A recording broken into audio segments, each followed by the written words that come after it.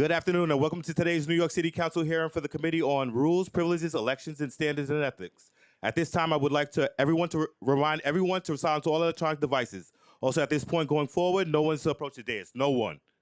Chair, ready to begin. Good afternoon and welcome to this meeting on the Committee on Rules, Privileges, Elections, Standards, and Ethics. I'm Councilmember Sandra Ong, Chair of the committee. Before we begin, I would like to recognize the other members of this committee who are present. Council members Raleigh, Akanacion, Minority Leader David Carr. I would also like to acknowledge the council to the committee, Jeff Campania, and the committee staff that worked on the matters before the committee today. Director of Public Integrity, Francesca Della Vecchia, Deputy Director of Public Integrity, Alicia Vassell, and Chief Ethics Counsel, Pearl Moore.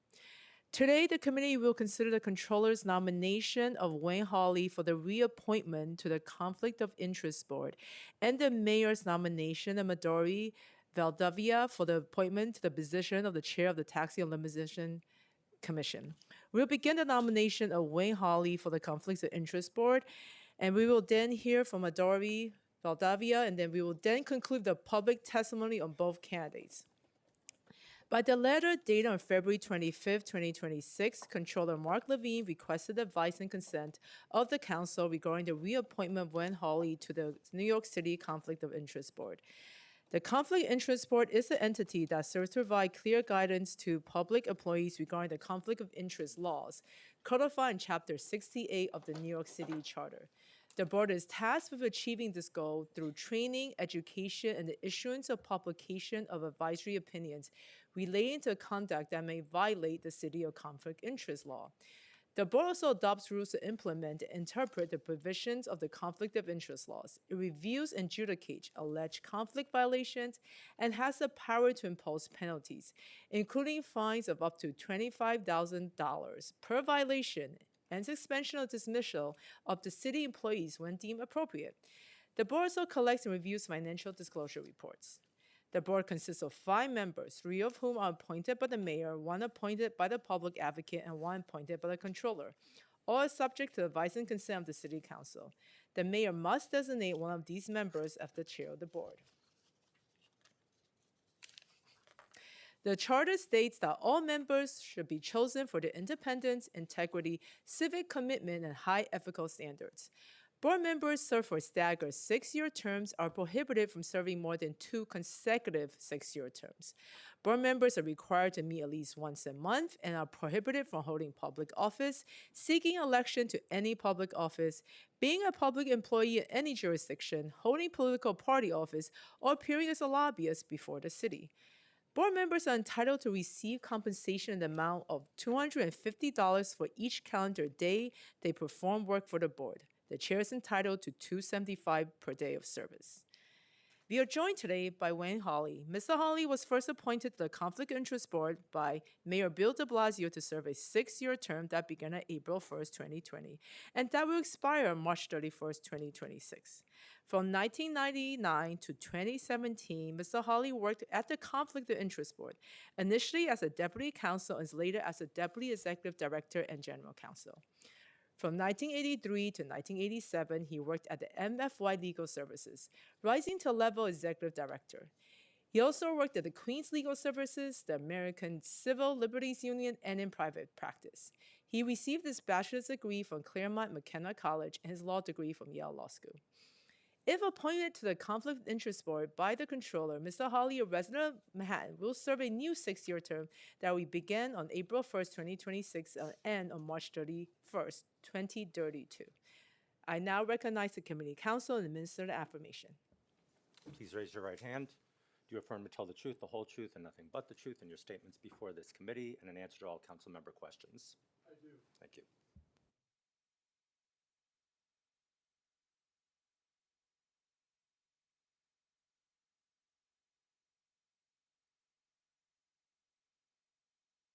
Good afternoon, Mr. Hawley. I recognize you to make an opening statement.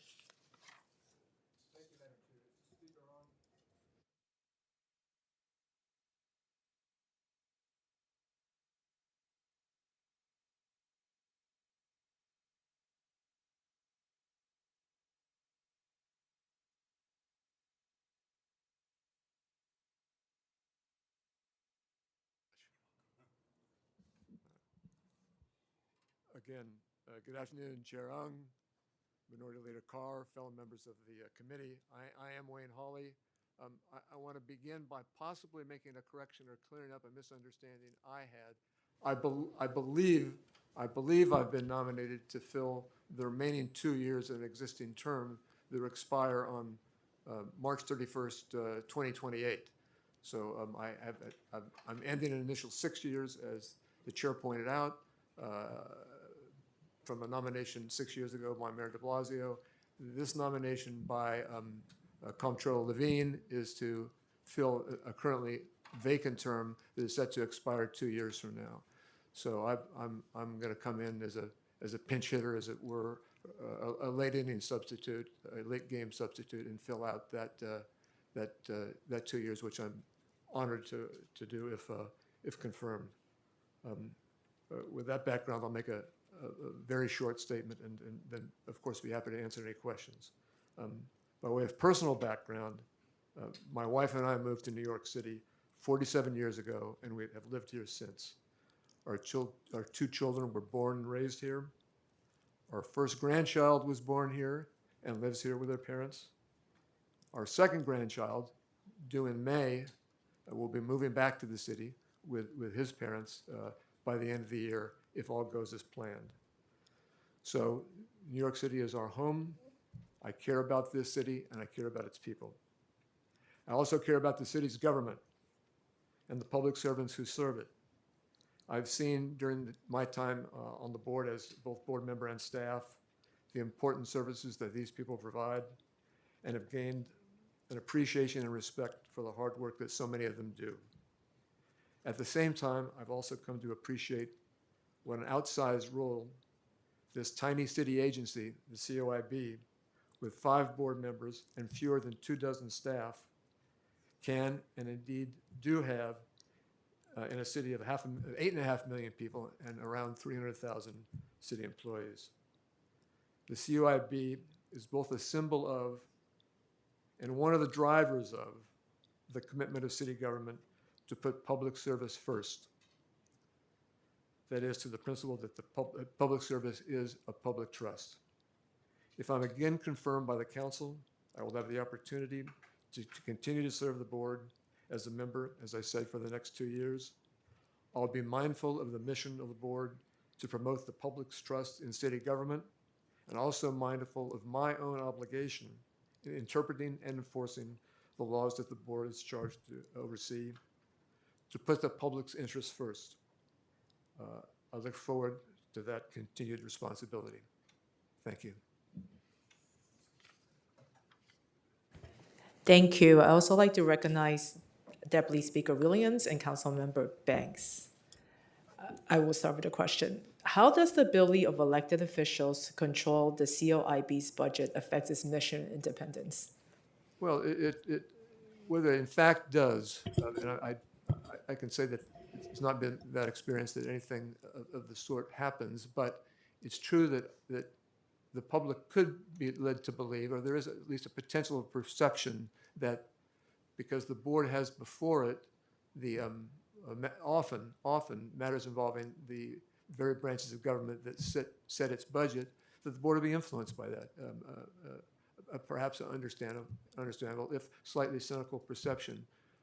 So for that reason, the board, for over the years, not because of the fact of undue influence, but the perception that might be there, has sought an independent budget. That's not been successful. The matter has been before a few charter revision commissions, the Campaign Finance Board, the Independent Budget Office, have some sort of budget protection in their government papers. The board does not as yet. Thank you. And your pre-hearing questions, you opined on critical staffing shortages at the COIB. For the benefit of everyone here, could you describe those staffing needs? Yes, the board, as my questions answers the council's questions indicated, the board had 26 staff at the beginning of the administration. I'm sorry, the Adams administration. So 4 years ago, 26. The board's down to 20 employees now.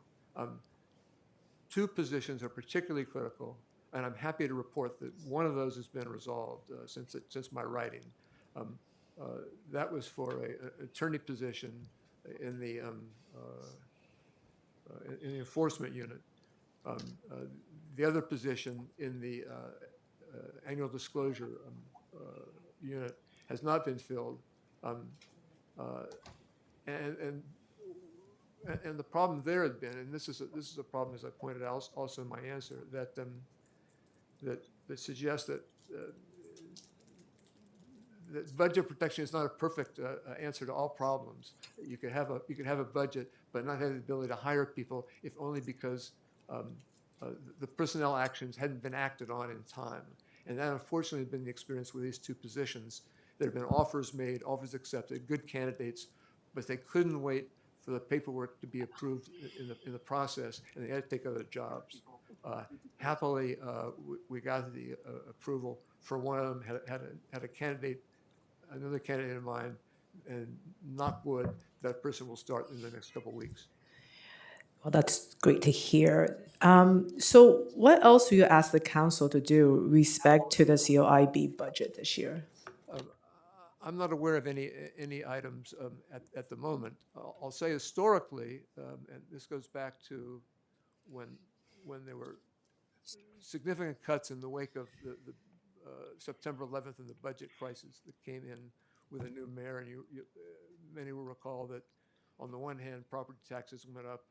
On the other hand, there were cuts across city agencies. The council stepped up then and helped staff positions. Those, of course, were not baselined, and so they were year-to-year positions. I don't think we're in that crisis period now, but that would be a possible avenue for the board to consider if things got that dire. It's tough to hire people for a year, and what, as I recall, happened, the council was good enough in a second year and possibly even a third year to give another year, and then ultimately the city's budget position approved, and those, at least some of those positions got baseline. But that's another example for which even 25 years later, we remain grateful. Would you agree with the general statement that whether a public servant qualifies for legal representation by the law department is dependent on whether they're accused of doing something that is consistent with their duties as a public servant? That seems to be the standard, although the board has no involvement in those determinations. That's a law department, city hall determination. In your opinion, as a lawyer who has served as general counsel of COIB, is a violation of Chapter 68 an act that's consistent with any public servant's duties? Well, an allegation that they did it is only that. But if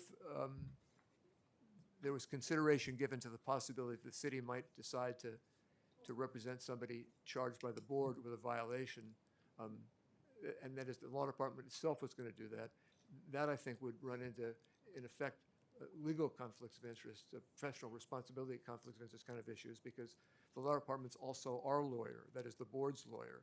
So that if, for example, we've successfully prosecuted a enforcement proceeding through the Office of Hearings and Appeals, we've imposed a public disposition, the respondent, losing public servant, can run an Article 78.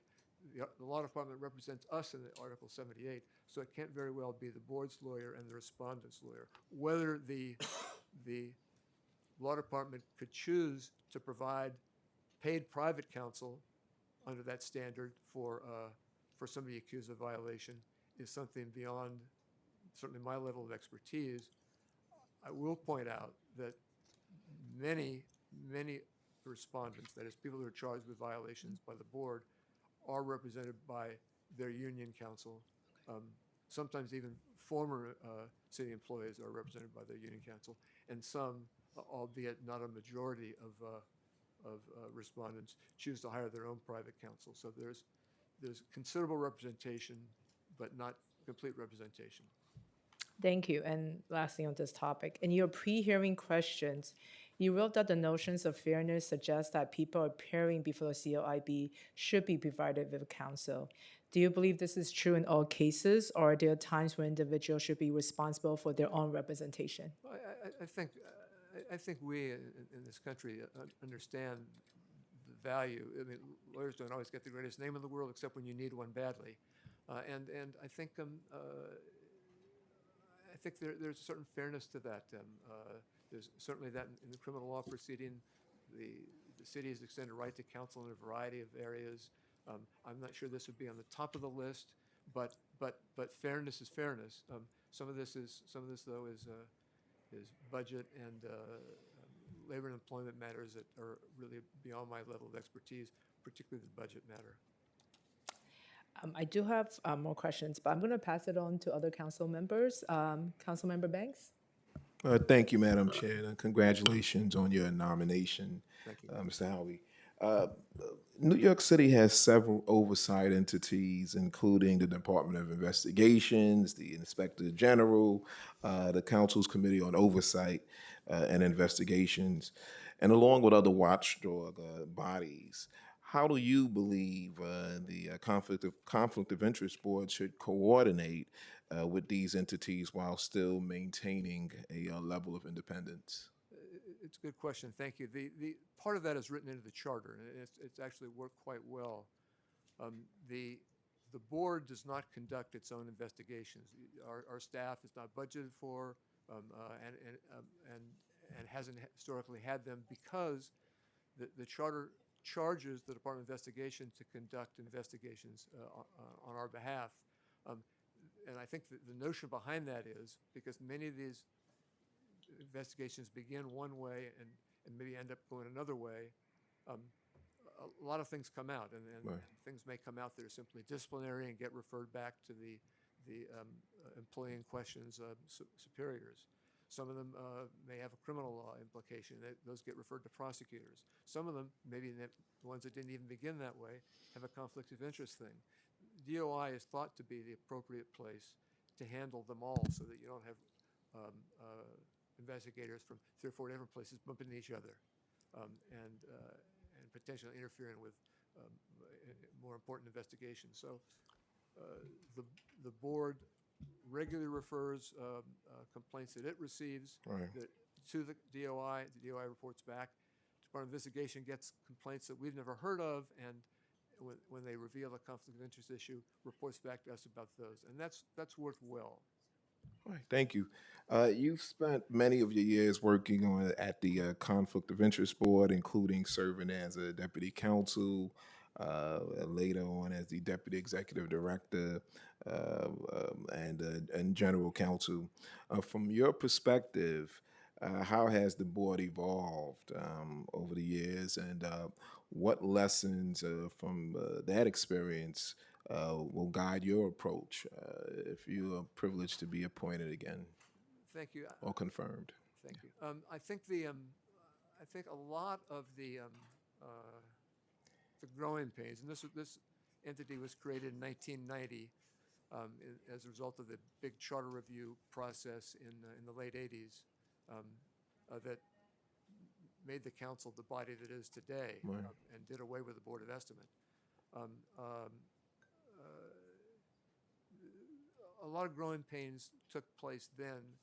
The board had not had enforcement authority prior to that, and I think particularly in the enforcement area, the board had to learn that new process, that new responsibility, and develop patterns, habits, and sort of rules of the road, and that took.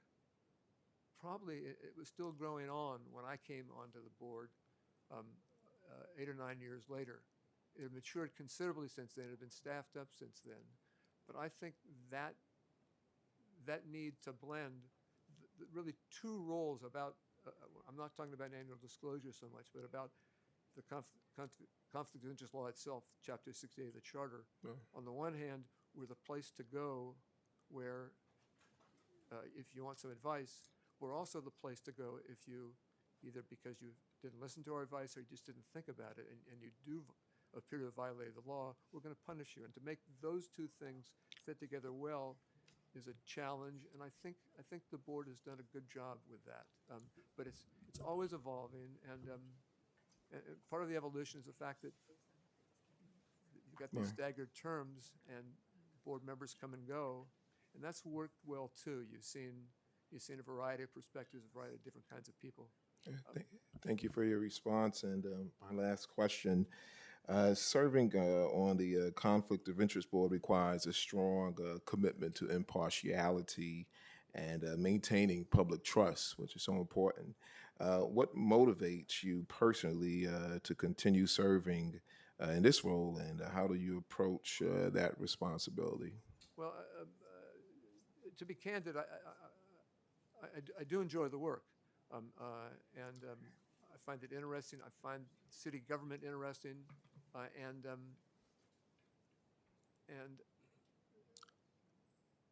I have a lot of respect for the people who work there and the people who are on the board, let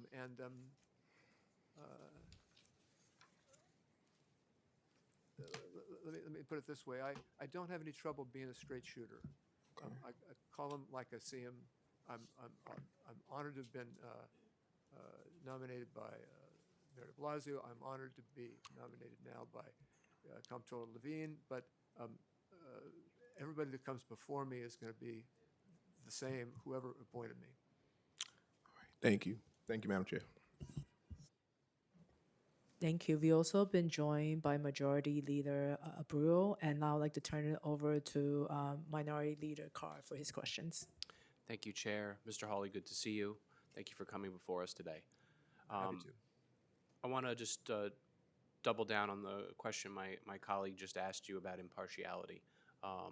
Obviously, everybody comes to their role in government with a lifetime of views and well-developed and passionately believed in.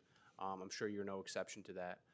And so, but there's a diversity of opinion in this city, from left to right.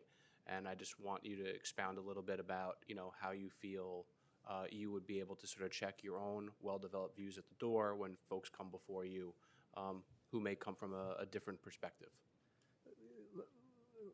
Let me offer my experience,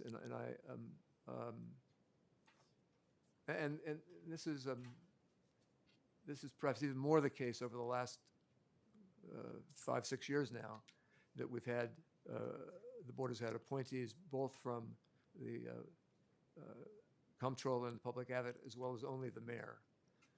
The notion of who appointed somebody has never been reflected in any way, in any kind of favor, in any kind of flavor. The notion of who appointed somebody, frankly, never really crosses anybody's mind. The board and the people on the work at the board and the people who serve the board, serve as members of the board, I think owe their loyalty to that institution and to the city, to all the people of the city, and to treat everybody alike. Now, do some people vote for somebody and some people vote for somebody else? I have no idea who people voted for, or really even, I don't want to be naive, because I guess some people's political party, but I don't know that for a fact about many of the people who've been on that board over the years. We certainly respect the diversity of the city, and people will have different views, but really, it's an apolitical body, is I think the best way I can put it. It's meant to be, in something that some people suggest not all courts can always do, not all adjudicative bodies can do, but I think the board has done a pretty good job about that. I was appointed by Mayor de Blasio. I was on the board during the period of time when we ended up with a disposition that is causing now the former mayor to make quarterly payments of about $15,000 on a very significant amount that he owes the city. I didn't have any trouble exercising my responsibility in that regard. Appreciate your answer. Apolitical, that's the magic word I think we were all looking for. So well said. So with respect to some other questions, I had asked your now new colleague, Mr. Lafredo, this question as well. COIB operated what I thought was one of the most engaging social media presences on what was then known as Twitter and now X. And then, for whatever reason, that social media account ceased to be active or disappeared.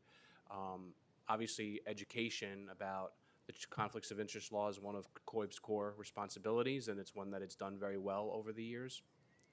It's something I think we should see return because X is a well-trafficked platform. Is that something you'd agree with, something you'd look into, and could you shed any light onto why that changed given your long history at COIB? Yeah, I happened to see that exchange with Mr. Lafredo, and I won't, I'll plead as he did, but I will not, I will also answer the question, but I'll preface it as he did by expressing a lack of complete familiarity with Twitter and its current incarnation. I think that may have happened when I was not on the board. In any case, there was a little bit of a flight from Twitter at that time, and we valued. I'm talking about in the aughts, certainly into the second decade of the century. Not everything about that train education unit. Stellar, and I think reaches people in a lot of ways, and that's important. So whether that's a decision that needs to be reversed, I'd at the very least commit to urging my fellow board members to go back to staff and say, think about this one, and is it maybe time to go back to the former Twitter, now back to X? Yeah, I think the point you made about the training unit kind of going where they need to go, you meet people where they are. Yep. And social media is no different. So I think that's a decision worth revisiting, and I appreciate your commitment to having that discussion. And my last question is with respect to establishing a schedule of fines and penalties. I know this is a much talked about topic, and there's some discussion about whether or not over the course of time, over a great different matters that share some characteristics but are different in other ways, right? No case is ever the same per se, but there are strong similarities that I think should breed some level of consistency. Do you think that that there should be such an establishment of schedules and fines to ensure that consistency? And if not, why not? And would you commit to some sort of an inventory of the board's decisions over the years to ensure that there is some level of consistency over like cases? I'm reluctant to commit to anything terribly exhaustive, but I will say this. First of all, let me be candid. I don't think a schedule is a particularly good idea. I think the federal sentencing guidelines have proven not to be successful, and they're probably the need for consistency there is perhaps much more understandable where you've got, I don't know the number of federal district judges there are in the country, or even federal districts there are in the country, but dozens and dozens of different geographic locations, all that. You're talking about one body here that doesn't hear that many cases a year. And in every case where a fine is being set, there's discussion about what the appropriate fine ought to be. And these are mostly settlements, and the staff will come back with a settlement number, but that's only after the case has been first before the board, and the board will say, okay, we've seen the cases you've cited, we get a sense of that. What are the comparable cases? What's the number? And if the number doesn't seem right within those cases, we're going to say that's a little bit too high, a little bit too low, considering an awful lot of circumstances. And I think that's really the problem, is I think ensuring people that we've thought about a variety of factors, not just cases that look kind of on the threshold, on first appearances, somewhat similar, but you've got aggravating circumstances, you've got mitigating circumstances. And the board, and I have committed to this, that I will strongly recommend to the fellow board members and through them to staff that they put out a list of those mitigating and aggregating factors. which will cause two cases, and you're correct, that otherwise, somebody, no, I don't want to give an example, but conduct that looks similar, but the fines were different. But as in fact reflected in 80 or 90% of those settlements that we publish, there'll be a list of what caused the board to make it higher or lower, and a list of those can and should be made public. Yeah, I think that's a wise step because I think sometimes, and I read those settlements when they come out, like it pings a memory of something you read in the past, and you're sort of at a loss as to why this could have been treated differently. And I think having a sense of what happens in the black box of the decision-making process and then gets put out there, I think would give folks a better understanding of why there might be these differences. It is a black box, but we try, and we could possibly try better to open it up to the degree we're permitted by law to do. Thank you, Chair. Thank you. So in December, DOI published a report titled "Report on the New York City Conflict of Interest Board's Advisory Opinion and Moonlighting Waivers Practices." You recognize this report? I think so, yes. Okay. It's the one that, yes. Okay.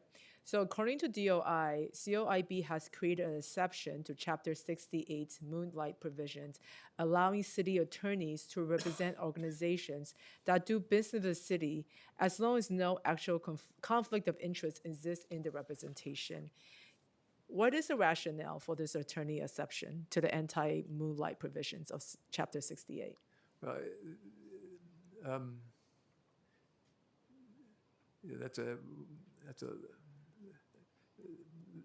That assumes a conclusion I think is not quite Okay. either what that opinion said, and if that report said, if it did, it's not quite fair.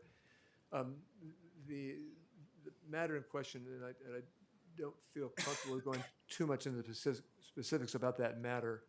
There might have been a little bit of disagreement between the Department of Investigation, who are our friends and colleagues in city government, and us about an application of a particularly narrow piece of the law.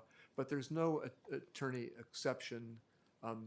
To get really wonky about it, the definition of position is a little opaque, in part because it begins with a position is a position, and then it goes on from there. You might say it's not the most felicitous of draftsmanship, but from there, and this is, let me just say this. We respect and appreciate DOI. We respect what DOI's thoughts were when it issued that particular part of the report, and it caused us to reflect on whether they have a point. That said, the issue, to suggest that there's been a change would suggest that a lot of these matters come before the board. They don't. So the next time one does, and that may not be for a year or 2 or 3 years, but we'll certainly have to think carefully about this when and if that comes up again. Okay, appreciate that answer. What is your position on DI's recommendation that COIB formalizes via rulemaking its position that outside attorneys are not subject to Chapter 68 moonlighting restrictions? No, yeah. Well, people with, all city employees are governed by the conflicts of interest law, and you're no less subject to it because you have an outside practice of law. So there's no need to, if the suggestion is we should To publish an formulate, opinion that they're not subject, we would never publish such an opinion because they are subject to the conflict of interest law. So the question is, in what way are they a subject? And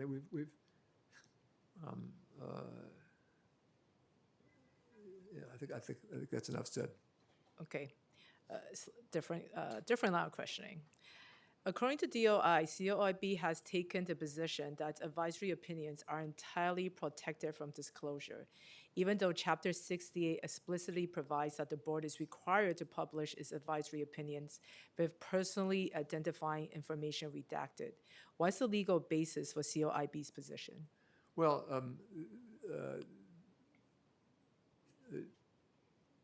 what the charter calls for is for board decisions to be published, but with identifying characteristics redacted, and the board respects that. What that means, though, is that there may be an underlying letter which is private to a public servant in question, but but that a public opinion should be issued to alert the public to what that decision was, to do it in a way that does not identify the public servant involved. And because of that, the board has already issued 2 advisory opinions this year in response to that recommendation from DOI. So we're taking it seriously, and we'll continue to do so. Okay. So some will argue that bad actors can exploit the confidentiality of advisory guidance by mischaracterizing the guidance they receive when questioned by the press. Would you agree with that? Yeah, bad actors can do a lot of things. It's possible. It's regrettable, but I, for one, always wonder if something like that occurs, why the person in question isn't called out, if that's suspected by the press, by the public. Let us see the letter. Why not? Let us see the letter. But that's an editorial on my part. Okay, the State Commission on Ethics and Lobbying and Government has the power to release unredacted information about guidance requested and the advice given whether the recipient of such advice engages in misleading, inaccurate, or incomplete public disclosure of such information. Do you think the COIB should have this power? It's a good question because it suggests that, in my mind, it's almost a waiver situation, not a waiver of the right of confidentiality. Have you waived your right of confidentiality if you go talking about the opinion, whether it's mischaracterized or not? Good question. I suppose if it's mischaracterized, this gets tough, because what's a mischaracterization and which is just a slightly more favorable reading than not. You'd be surprised if somebody who had a letter that was generally favorable went out of their way, though, to emphasize maybe anything negative in it, as opposed to the generally positive outcome. So anybody who gets a letter that's generally favorable is going to talk about the favorable stuff. I don't know. These are tough, and I really haven't thought about it. Last question on this topic. Mayor Adams reversed a de Blasio-era policy that encouraged City Hall officials to publicly disclose their COIB guidance, claiming that public servants are not allowed to release the guidance they receive because it's protected under the lawyer-client privilege. Based on your understanding of the city charter, can public servants voluntarily disclose the guidance they receive from the COIB? I know of no obstacle in doing that. I've always been of the view that if you get what is otherwise a private communication from us, that would include private advice to members of the council or any other public servant of the city, that the recipient is free to disclose those as he or she wishes. Thank you, and thank you for the answers of the questions. We also been joined by Council Member Lee, and any other members? Any questions? Okay, thank you. I appreciate you coming here today. Thank you so much.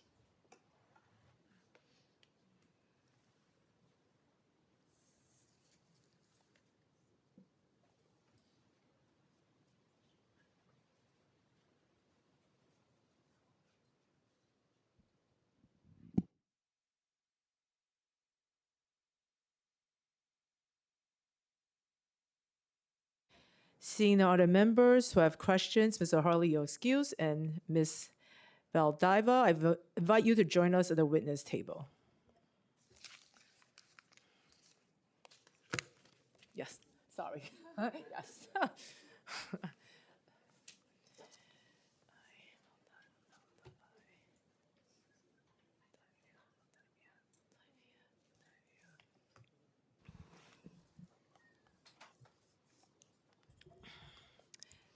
The New York City Taxi and Limousine Commission, known as the TLC, was created pursuant to Local Law 12 of 1971 with the goal of developing and improving taxi and limousine service in New York City. The TLC is responsible for the overall transportation policy with respect to for-hire vehicle. The Commission establishes certain rates, standards, and criteria for the licensing of vehicles, drivers, chauffeurs, owners, and operators. The Commission includes 9 members appointed by the mayor with the advice and consent of the council. The TLC must include at least 1 member from each borough. TLC members are appointed for a term of 7 years and can serve until the appointment and qualification of a successor. The mayor designates 1 TLC member to act as the chair and the chief executive officer. The chair has the power to employ, assign, and oversees the officers and employee of organization. Pursuant to the charter, the chair's position is full-time and the mayor sets compensation. The chair currently receives $243,171 annually. No other TLC members receives compensation.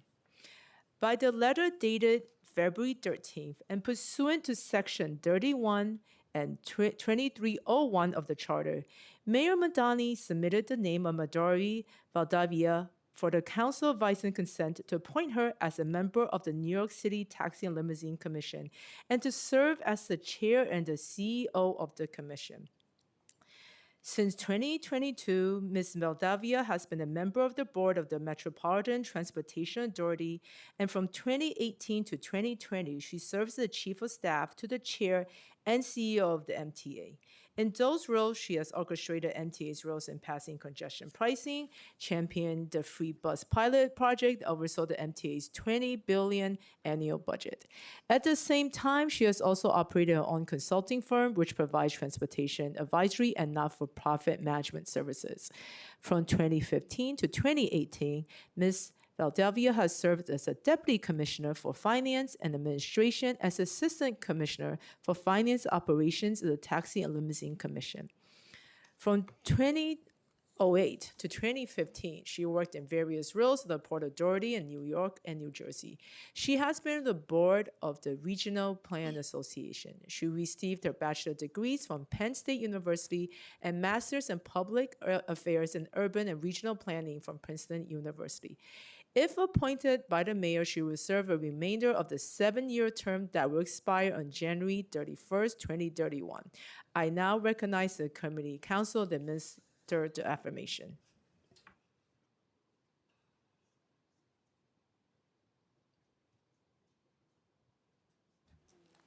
Please raise your right hand. Do you affirm to tell the truth, the whole truth, and nothing but the truth in all your statements before this committee and in answer to all council member questions? I do. Thank you. Good afternoon. Ms. Valdivia, I now recognize you to make an opening statement. Thank you. Good afternoon, Madame Ung and members of the Rules, Privileges, Elections, Standards, and Ethics Committee. Thank you for this opportunity. My name is Midori Valdivia, and I'm honored that Mayor Mamdani has nominated me to serve as Chair and Commissioner of the Taxi and Limousine Commission, the TLC.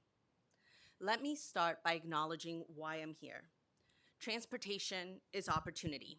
For nearly 180,000 drivers, it's how they earn a living and support their families. For millions of New Yorkers, it's access to jobs, healthcare, and education. For passengers with disabilities, it can be true independence. But here's what I've learned. Opportunity doesn't just happen.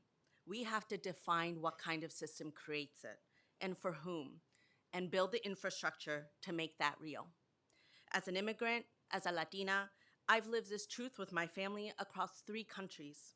My family immigrated from Peru to Japan, where I grew up in Osaka. I watched little kids run errands because the streets were designed to be safe. Public transit was designed with a vision. that everyone participates in society.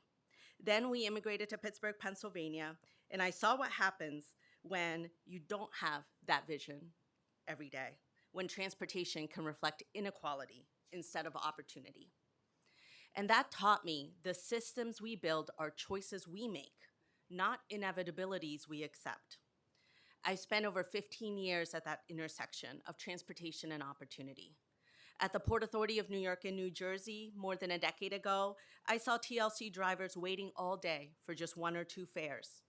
There, I had the opportunity to partner with labor leaders who led the fight for the first wage standards for airport service workers. As Chief of Staff for the Metropolitan Transportation Authority, a 70,000 strong agency, I aligned the right people on major infrastructure initiatives such as improving subway countdown clocks and the launch of Omni, MTA's contactless payment system. And I worked with a large team to shepherd congestion pricing on behalf of the MTA through state legislation, understanding that dependable transit requires sustainable transit. Like TLC drivers, I don't like traffic.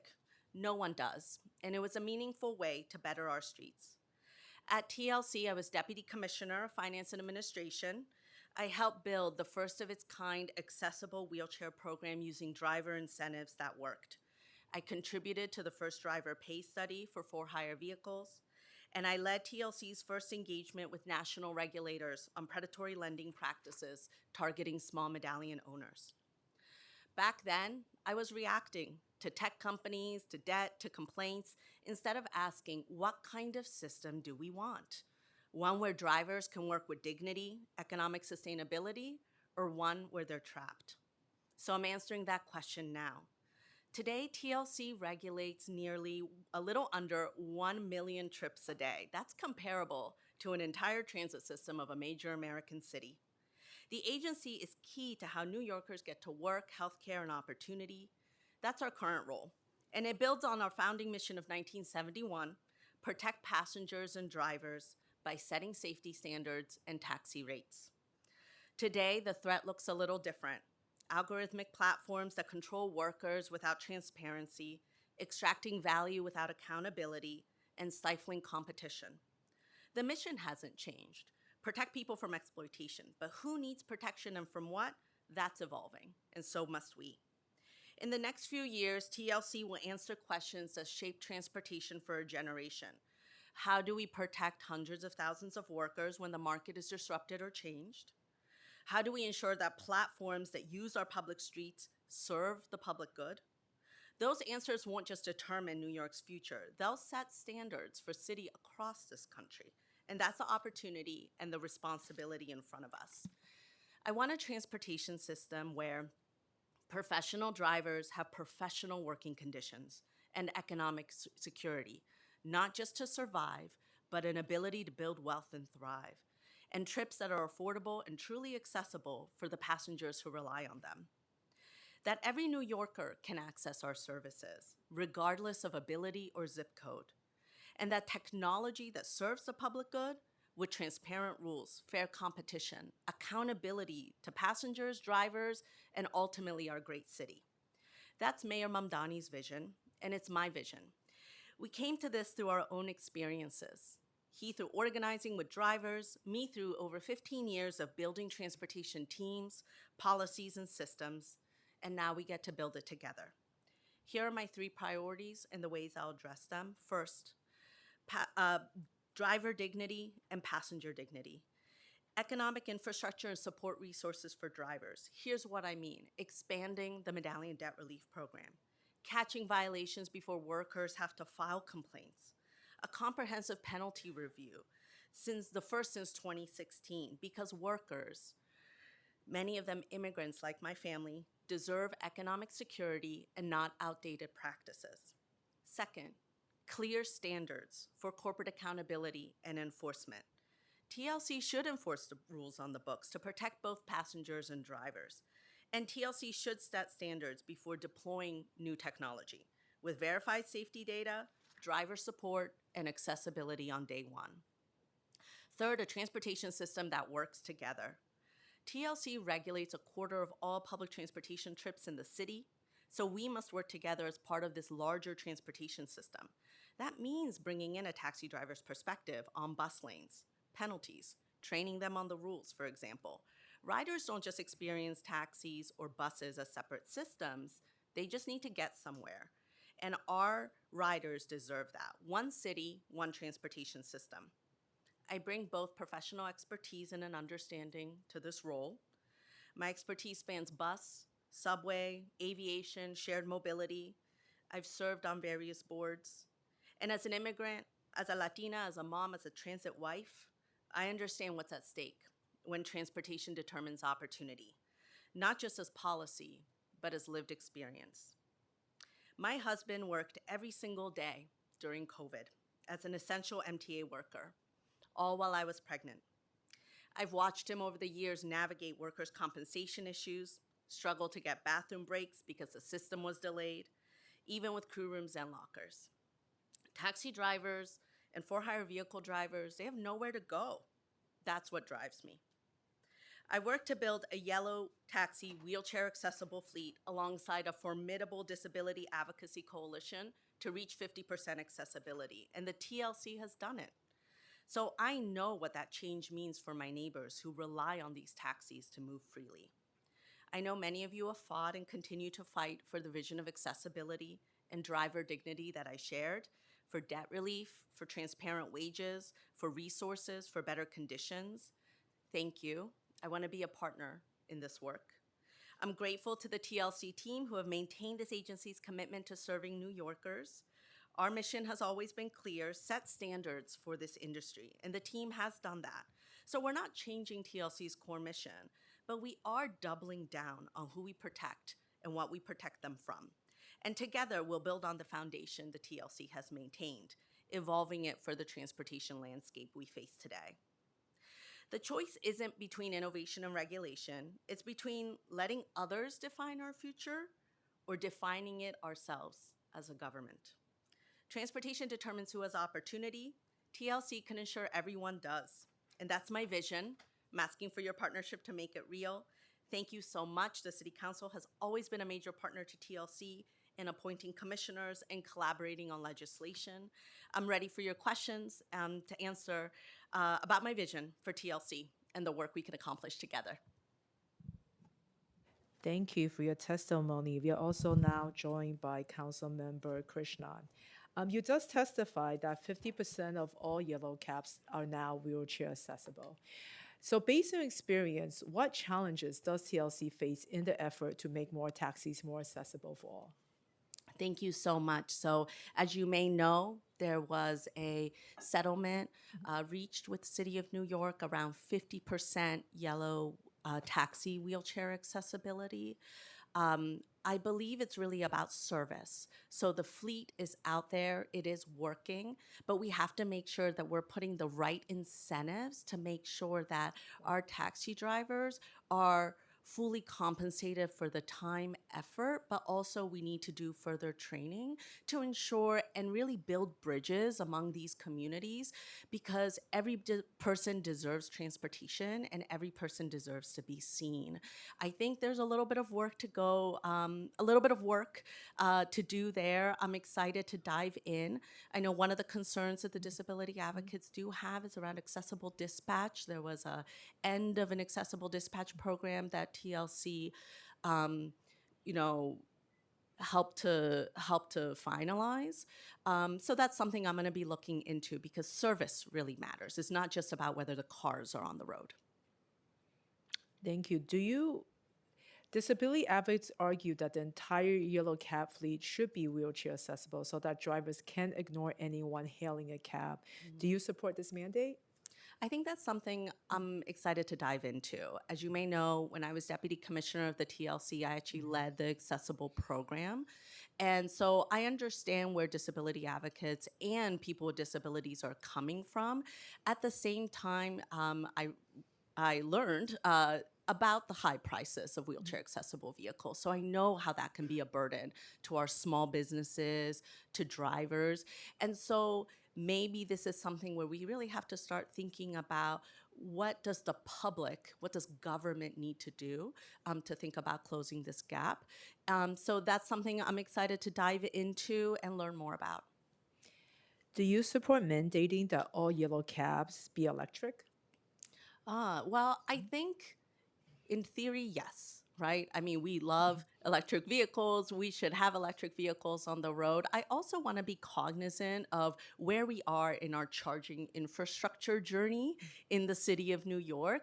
The last thing I would want is a customer going into a taxi, and because there might have not been charging infrastructure available, maybe the person doesn't get to the end of their trip. That really matters. So I really care about kind of transportation operations. So I'm excited to dive into that.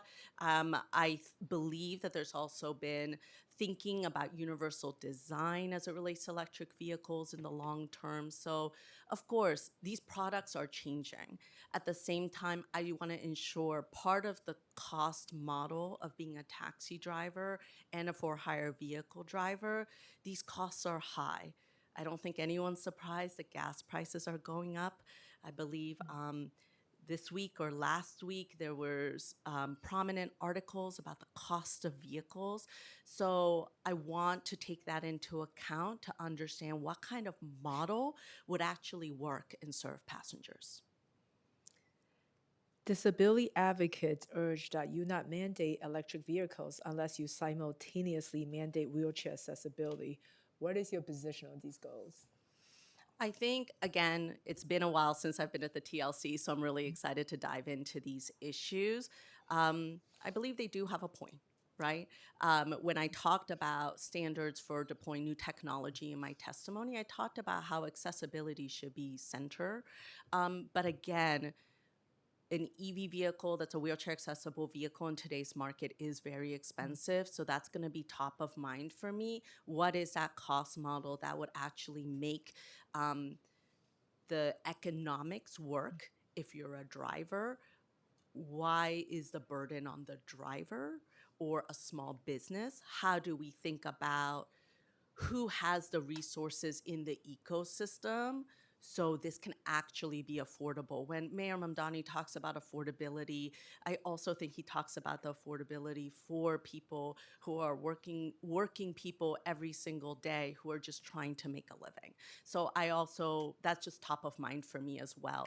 But as a person who's worked on accessibility issues and have learned so much from the disability community, there is something about to do the work we do in policy, and I'm sure you all think this way too, values really matter, right? What do we value? And so I do value the disability community. I mean it when I say I want everybody to be able to access our trips regardless of ability or zip code.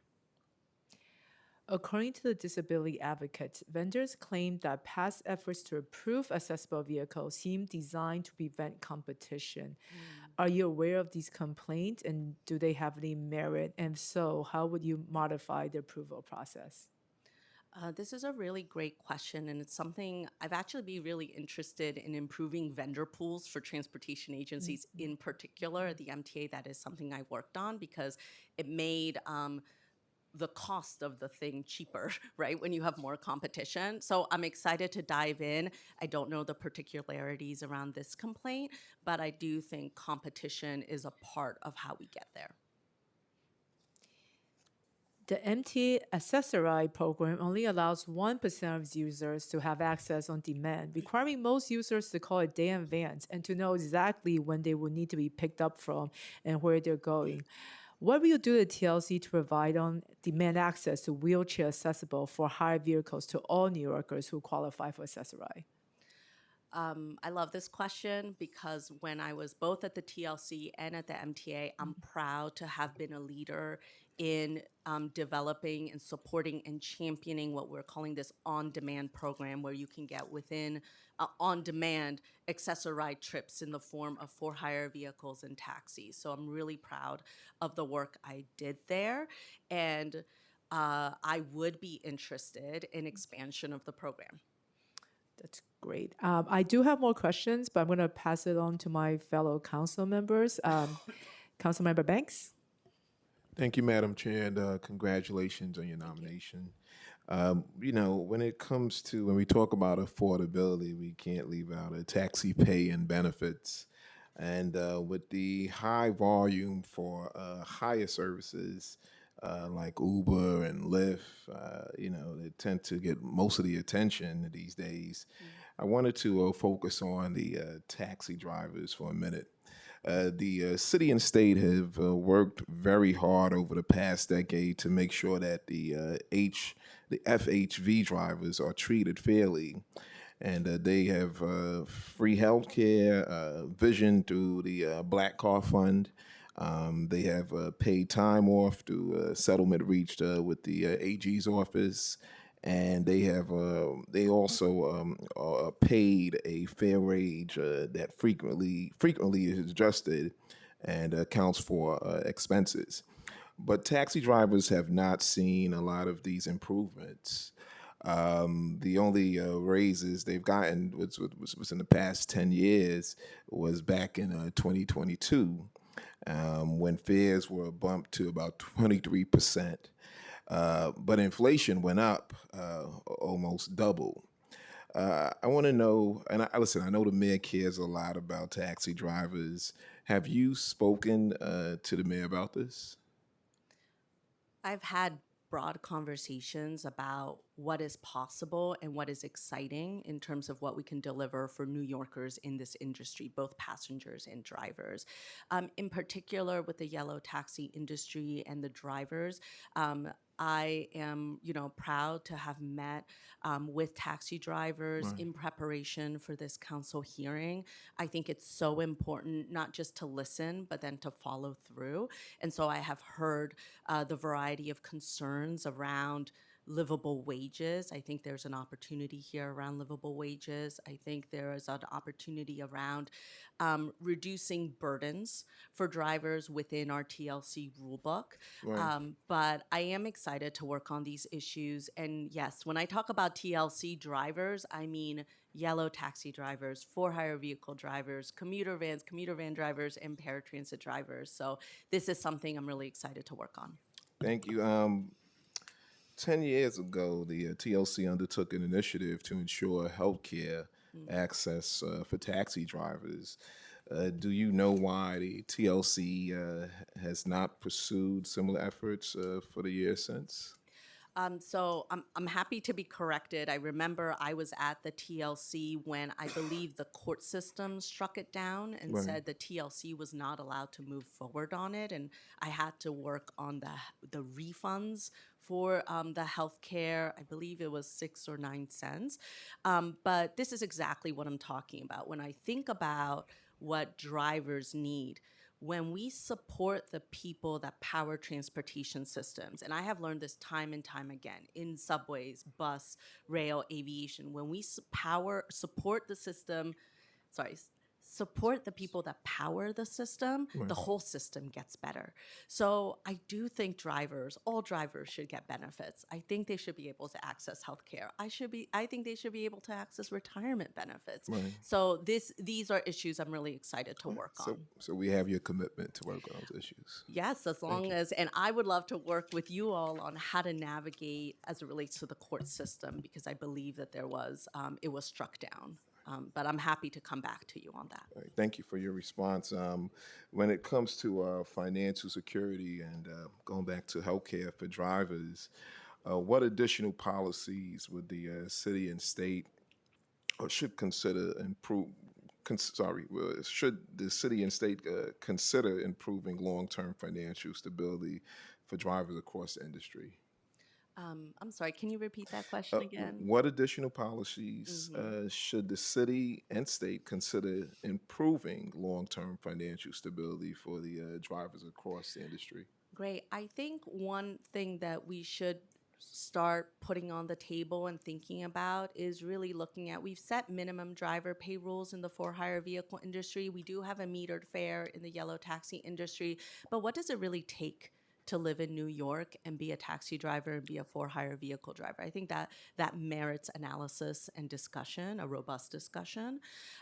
Like I said before, to me, it's the fact that these drivers have spent, and you know, when you go to other cities, somebody will maybe take up a for hire vehicle, like, trip, and maybe be on these app companies, um, for, let's see, for like a summer gig or something to do on the side to supplement their income. In New York City, these drivers, this is what they do.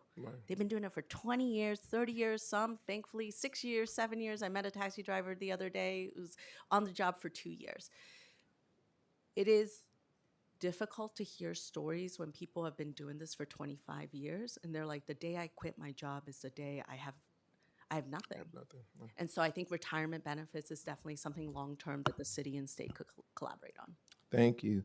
And as New York City integrates Google's autonomous Waymo vehicles currently as a pilot program into our transit ecosystem, how can the city prevent a repeat of the Uber effect on existing driver wages?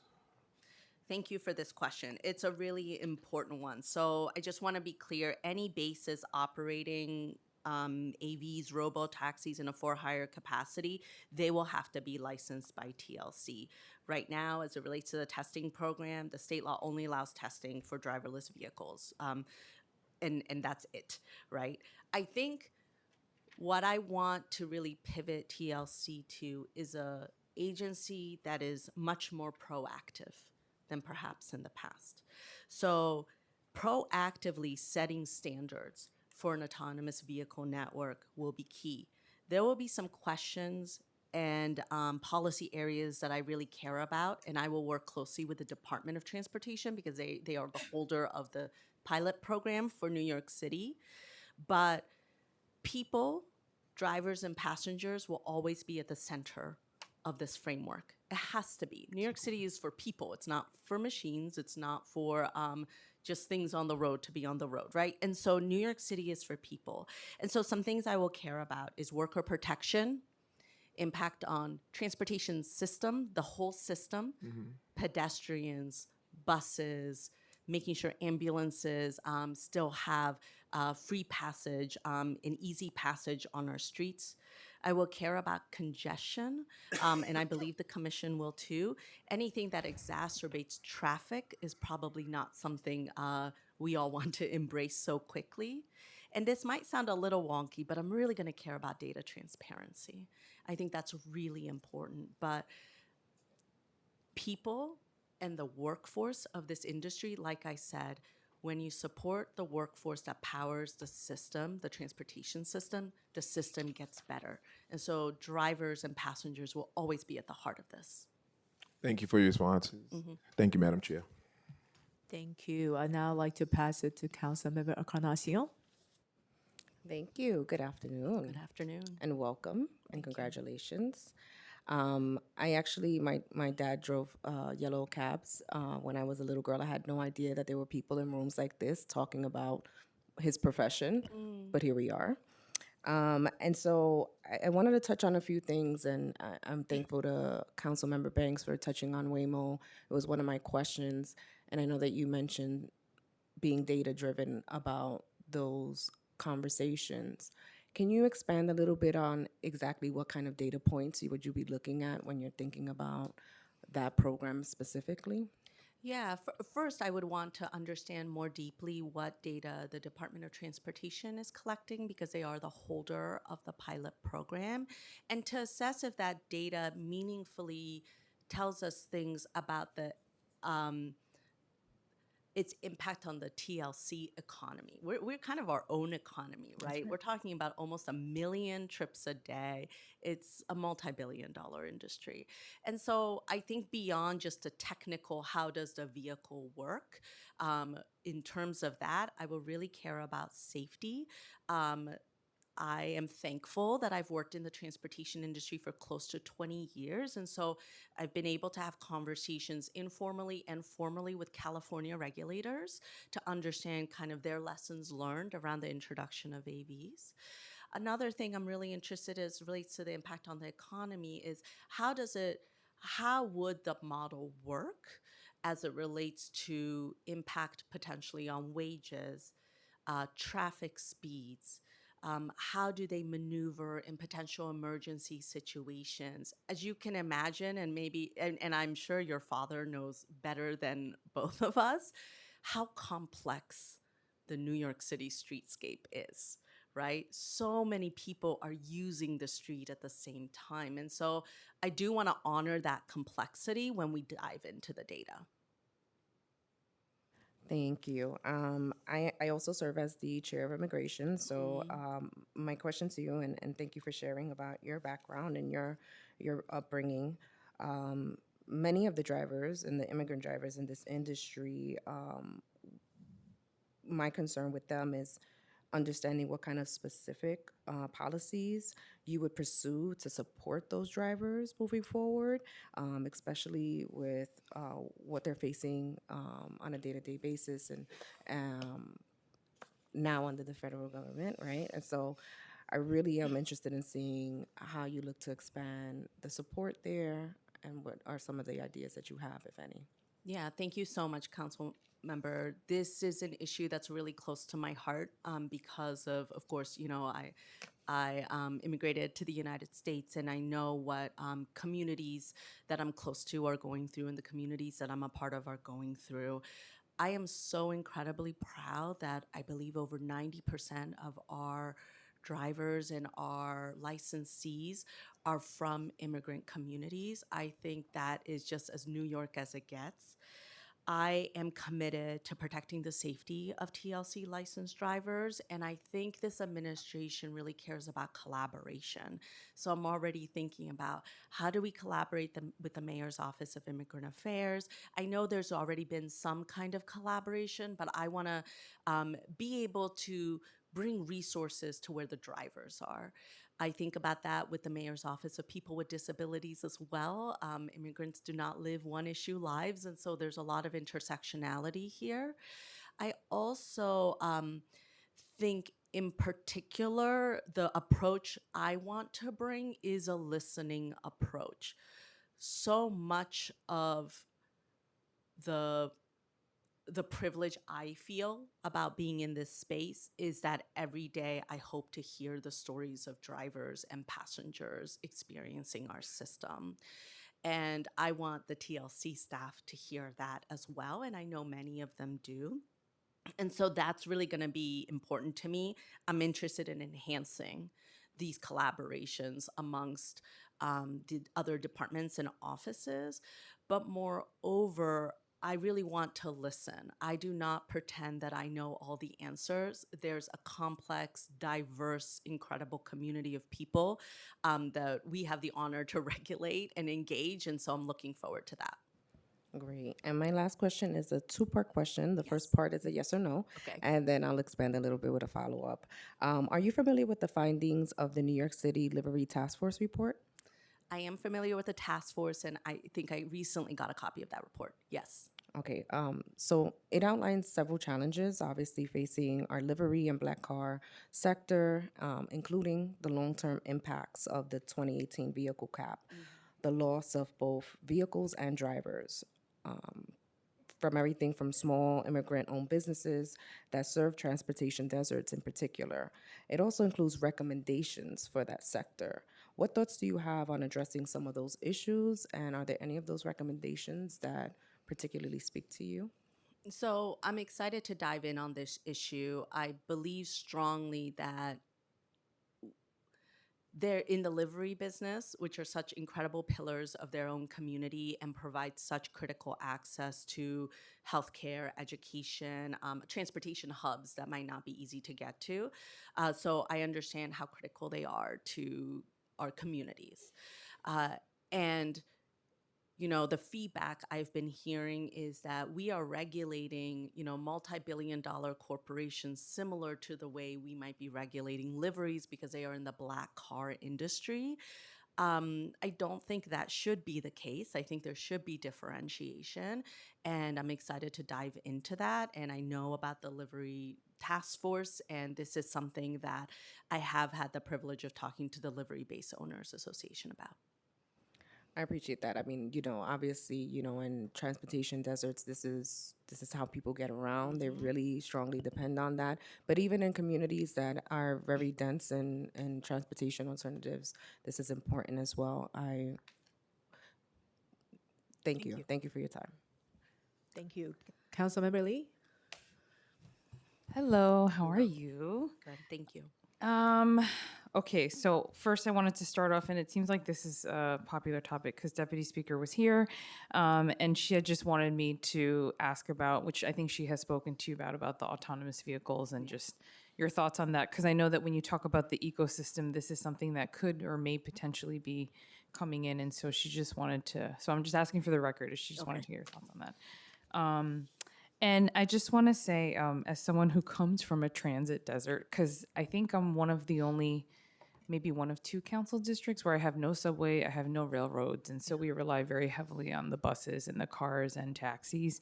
And I also say this as someone who has a lot of the drivers who live in my district, whether it's the medallion drivers as well as the Uber Lyft drivers, and so it was just a question I had just out of curiosity. Has there been any studies, because I love data as well, or could there be a study to look into perhaps how congestion pricing is also impacting the outer boroughs as well? Because I think that one of the things we tried to advocate for was having some of those resources come to the outer boroughs, because we do also have a lot of infrastructure issues in just sharing the roads, right? And so just wanted to get your thoughts on that, or if that's something that has been done or you'd be willing to try to look into, just on behalf of the folks in Eastern Queens as well.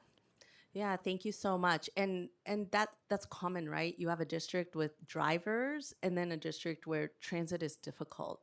And that's why I tend to think of this TLC vehicle network as public transportation. It's not necessarily public transit, and I understand why, but we're talking about the amount of trips for like a medium-sized American city. It's pretty impressive. In terms of congestion pricing, I do think that there are opportunities.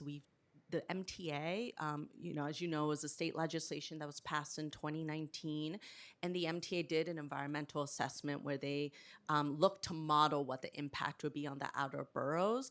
Maybe from an accountability angle, there is a way to say, hey, what's the impact in terms of potential truck diversions, in terms of potential transit trip increases. What I will say is there is a portion of congestion pricing, I believe it's 80% gets reinvested in the New York City public transit network, of which I know you might not benefit from the subway investments, but from the bus investments as it relates to electric vehicles, bus redesigns.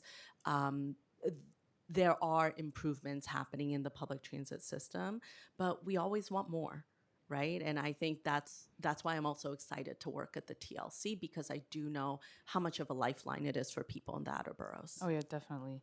And yeah, because I don't know if it's just anecdotally or just because I drive all the time, but even just the traffic congestion that's happening now outside of Manhattan, because I'm like, okay, it seems like these folks are now driving to a subway or a train and then from there. So I don't know what it is, but all I'm saying is it took me an hour and a half to get from Eastern Queens to Long Island City this morning, and it was torture.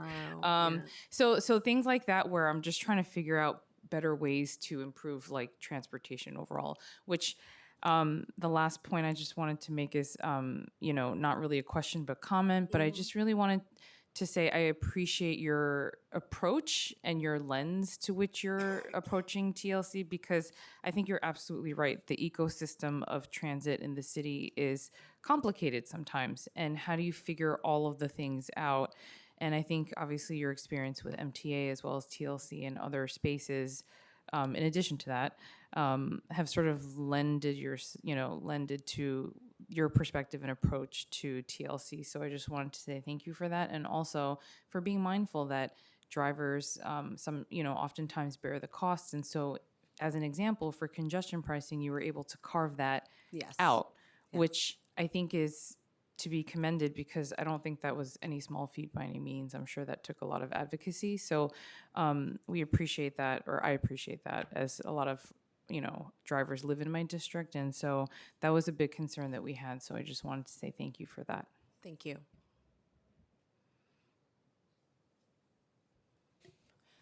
Minority Leader Carr. Thank you, Chair. It's good to see you again. Thank you for being here today and for making yourself available generally to talk about the issues facing the TLC and transit users everywhere in the 5 boroughs. I actually took almost 2 hours to get here today, so I share Councilmember Lee's pain coming from Staten Island. But I guess we should start with congestion pricing. Would you talk a little bit about, and you touched on it in your testimony and earlier, about your role in terms of your support for the congestion pricing plan and your work specifically as it relates to TLC drivers and the TLC industry? Yeah, thank you, council member. And so the Goethals didn't work out, right? Because you're No, not going to Jersey. This was Verrazano. Yeah. No. When I was at the MTA as chief of staff, I did work with the legislative body in Albany to support congestion pricing. As you know, congestion pricing was a 2019 piece of legislation that was passed. And it's been a now 7-year process, a 6-year process. I support congestion pricing because I believe traffic costs New Yorkers every day. The 2 hours, the 1.5 hours, that's unacceptable. And I care about children getting to school on time. I know people who haven't been able to show up to job interviews on time and they didn't get the job. And so I really care about reducing traffic. I do think congestion pricing is a meaningful step towards that. It is working. And the funds from congestion pricing go into public transit. As an outer borough resident myself, I live in Flatbush. Is public transit perfect? No. And I've spent a lot of my time on the MTA board advocating for city riders and saying, why don't we do X? What's going on with this bus here? And so I have been at multiple sides of this issue, and I have sat in public hearings where people were really concerned. It's always tough to put a fee on. Drivers are saving, it's reported, as much as 15 minutes a day. That's an extra hour more with your family a week. As a working mom, that really matters to me. So this was a regional approach. I do remember when I was on the board of the MTA, part of the proposal was the idea if there was a $9 charge for passenger vehicles, the MTA and others were saying maybe there should just be a $9 charge on the yellow taxi for each driver coming into Manhattan and for hire vehicles. And I worked a lot with the MTA team to educate them on how disastrous I thought that was for a vehicle that is actually one of the most efficient vehicles in Manhattan. A yellow taxi trip, 8 or 9 trips a day. A passenger vehicle maybe does 1 or 2 trips a day. So, and I also recognize trying to fight for an exemption for the yellow taxis and for the for-hire vehicles, because I recognize that in 2018, the state had already passed a surcharge. So although the exemption was not granted, we were able to reduce the fee from $9 to, I think it's 50 or 75 cents in yellow, and I think it's $1.50 in for-hire vehicles. And I'm proud of that because that should be associated with each fare. That shouldn't be a cost to the driver because the passenger decides where they want to go. So that was my role. I did support congestion pricing. I'm proud of that. But I do think there's always more work to do. This is the first in the nation policy. It's a success in year 1, but we may have to tweak it to Councilmember Lee's perspective.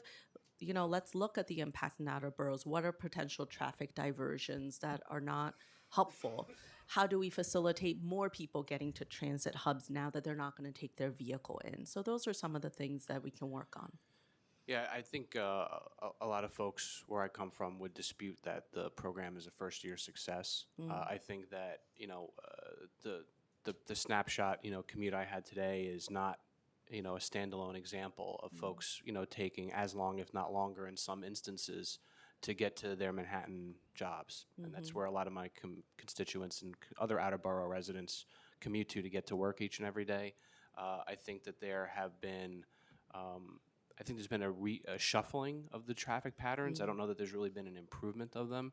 And I think one of the reasons, why many of us, myself included, are suing is because, and you referred to it correctly as an environmental assessment, it wasn't the full impact statement that could have been done, didn't really do a deep enough dive, but even then, it showed that there was going to be a deleterious effect on outer borough neighborhoods and a reshuffling of existing traffic patterns that didn't necessarily have an overall benefit. And I think that's what we're seeing, and then we're paying for the privilege of more traffic and more congestion at home.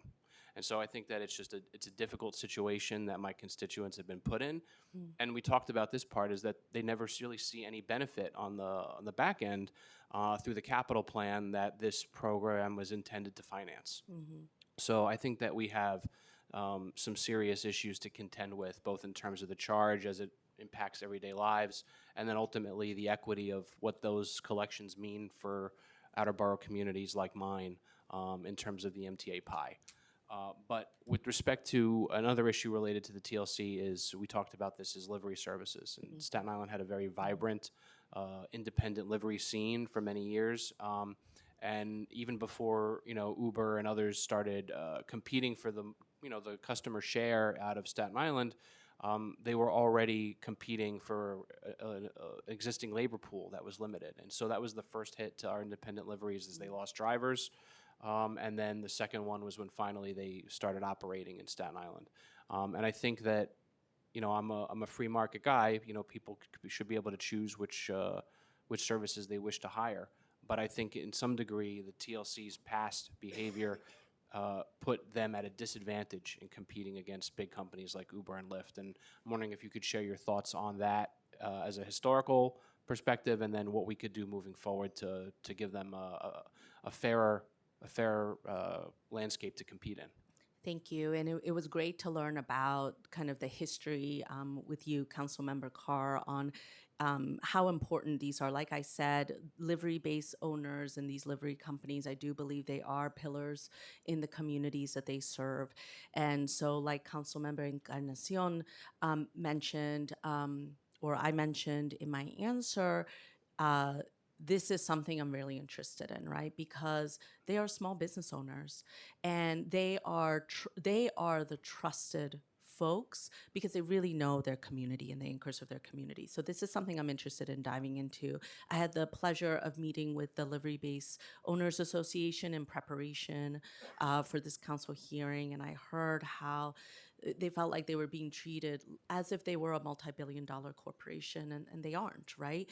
And so I do think some differentiation or some acknowledgement of that is something that is deserved and is needed. And I look forward, I would really actually like to meet the remaining livery services in Staten Island, because as you and I have talked about, public transit is continually a challenge in Staten Island. And I really think of these TLC vehicles as potentially, supporting, through private means, supporting public transportation.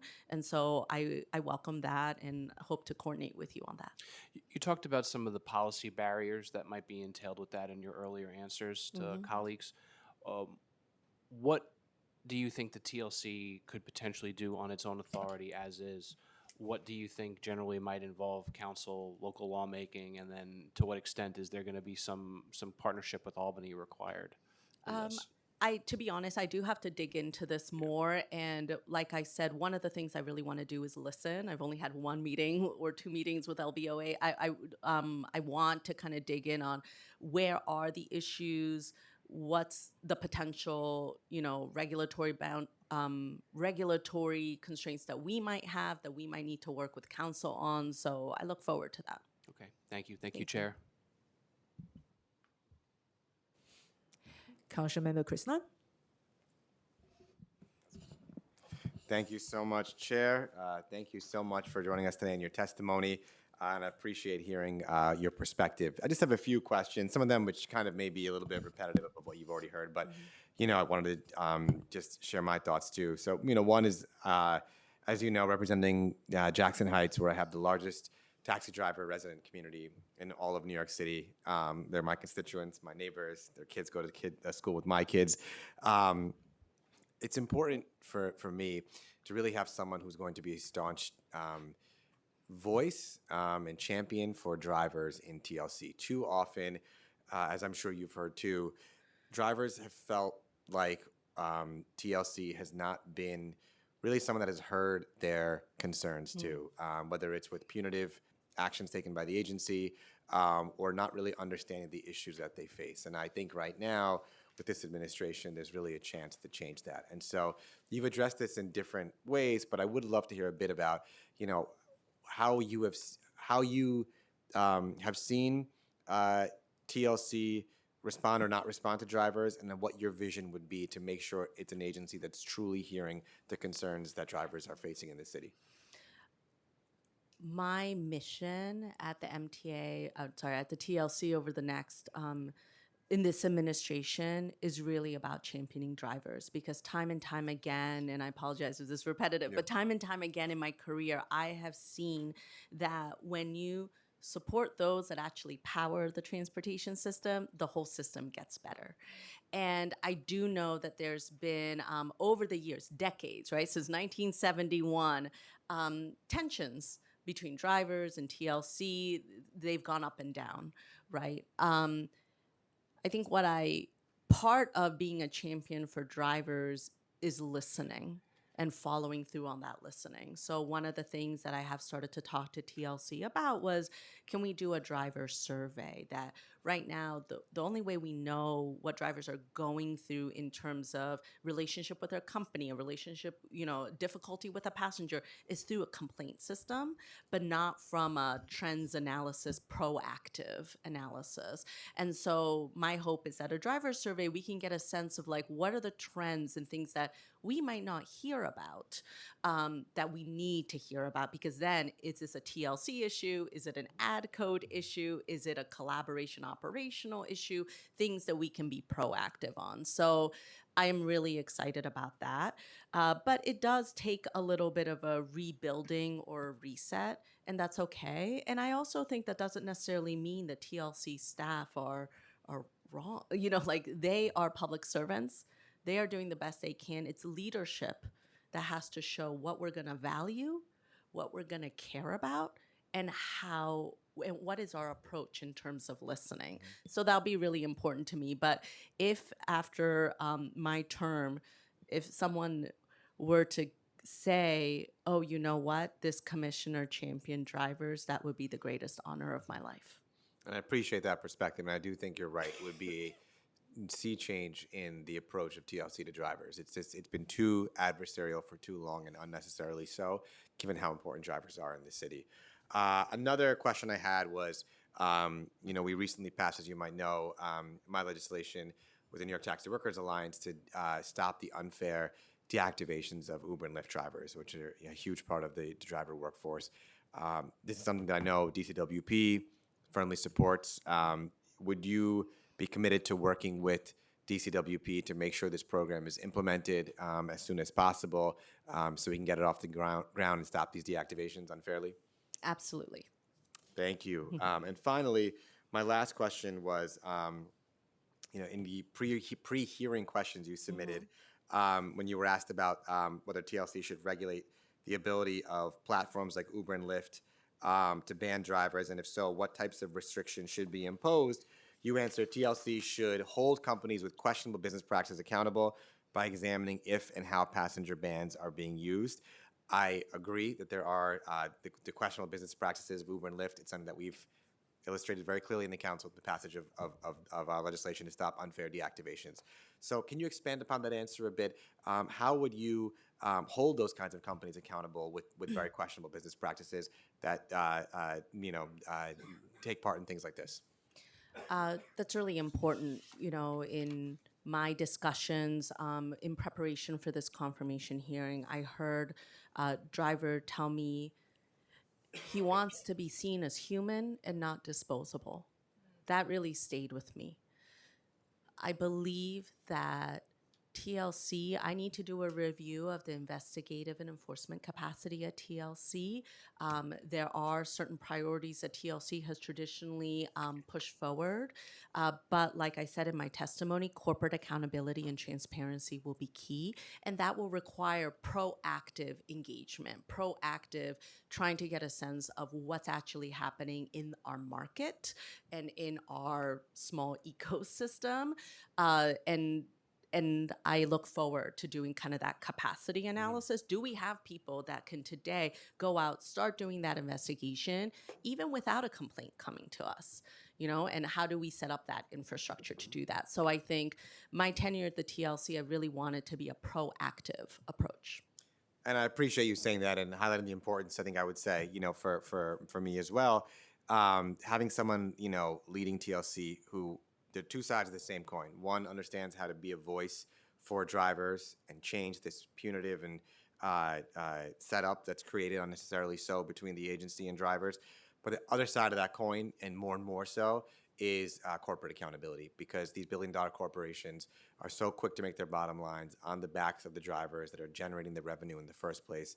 But too often, TLC, I have found, has been far too willing to hear and accommodate the views of these big corporations at the expense of drivers. And so having someone who understands both of those perspectives of hearing drivers better, but also holding accountable these corporations and their questionable business practices, I think is something critical for this position. So I do appreciate your perspective and input. Thank you. Thank you, Chair. Thank you. And I'm just going to have a few more questions before I know there's going to be round two. So Uber requires drivers to rate passengers. Feedback about passengers can result in accounts being terminated. Are you aware of this potential for this process to result in discrimination against accounts that request rides to the parts of the city where drivers do not want to go? So I understand that so I want to be really clear. Every TLC driver, regardless of industry, yellow, for hire vehicle, they have to transport passengers to any destination within the city of New York, Westchester, Nassau, Newark Airport. They cannot tell you no. But when it comes to cancellations and things, I've definitely heard anecdotes and have heard from passengers who say something fishy seems to be going on, and that maybe there's a passenger ban happening. So I have heard that. Anything the TLC should do should be based on data. So of course, like my heartstrings are pulled when I hear these stories, but at the same time, I know TLC staff will tell me, well, we have to collect data and we have to base it on real world experiences. And then we have to investigate what's happening to really understand how to best do this. But on both sides, right? You have lockouts on the driver's side. You might have, account cancellation on the passenger side. For either of these sides, they're either not making a fare or not being able to go where they need to go. And so that's something that TLC would be happy to dive into. Well, currently, what is the process for that? If there was a complaint that comes in, what is the current process? So my understanding, and again, like I have to start at the TLC and get reacquainted, but my understanding is that when a complaint is filed, 311 and others, there is some kind of investigation that happens in which the passenger may be reached out to. If a passenger takes screenshots or in terms of evidence, like that can be really helpful. And then usually there's some kind of oath process, the Office of Administrative Trials and Hearings. Yes. But much more than that, I need to dig into more. But one of the things I am interested in, to my point to the council member Krishnan about investigations, is if we want to be more proactive, that means we can't just rely on a complaint process. Right. And so how do we find out this trend? If this is something that a company is doing. Thank you, especially for someone who lives in the outer boroughs. Sometimes it's hard to get a service. So TLC recently replaced its accessible dispatch contractor with 3 vendors, Miles, Arrow, and Curb, which, like other apps, require users to pay with credit cards and debit cards. What will you say to advocates who complain that many people have or want to use cash? So this issue was just recently raised to me. I was not necessarily aware of it. I'm proud to have renewed the accessible dispatch program contract, which was, I believe, $6 million a year, uh, to at the TLC when I was there. I know that contract has ended, and now we have these new vendors, and so I'm excited to dig in on the service. And the cash point is a good one, and I want to learn more. That'd be great because I represent a community who also seniors, and seniors do not at all times love to use credit card or debit card. They feel better using cash. So it'd be great to look into that. Thank you. Yeah, we'll do. When demand pricing is in effect, a trip that might cost $50 at one time might cost $100 another time. In your pre-hearing questions, you were asked whether the city's public transportation system includes the for-hire vehicle industry that TLC regulates. And if it does, whether a public transportation system should engage in demand pricing. You responded that you look forward to working on this issue. Do you want to expand on that? I think only to say that I think price transparency really matters. And I've been thinking about price transparency in moments of emergency.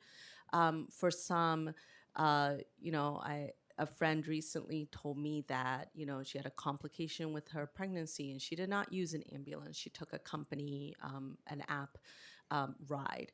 And so when you're subject to a significant price for something where you don't think that's a discretionary trip, that's really hard. And so I'm interested in digging into it. I know that TLC has data, every single fare data and the split, and maybe that's something that we want to understand more with take rate, with affordability, all of that. Could you discuss the effect of the company like Uber and Lyft have had on the yellow cab industry? I'm sorry, can you repeat that again? Could you discuss the effect of companies like Uber and Lyft have had on the yellow cab industry? Sure. So the history is long, but when Uber and Lyft and these other app companies came into town, there was a decrease in the number of trips for yellow cabs, specifically in Manhattan. Definitely an impact on medallion prices, which was partially how we're in this situation now. At the same time, for many, like we discussed in the outer boroughs, where if, many we discussed in the outer boroughs, some of these companies did present more option and more choice. And so while, transportation choices increase, it did have this really big impact on the market. And I think, the city of New York has been working towards stability in the yellow market.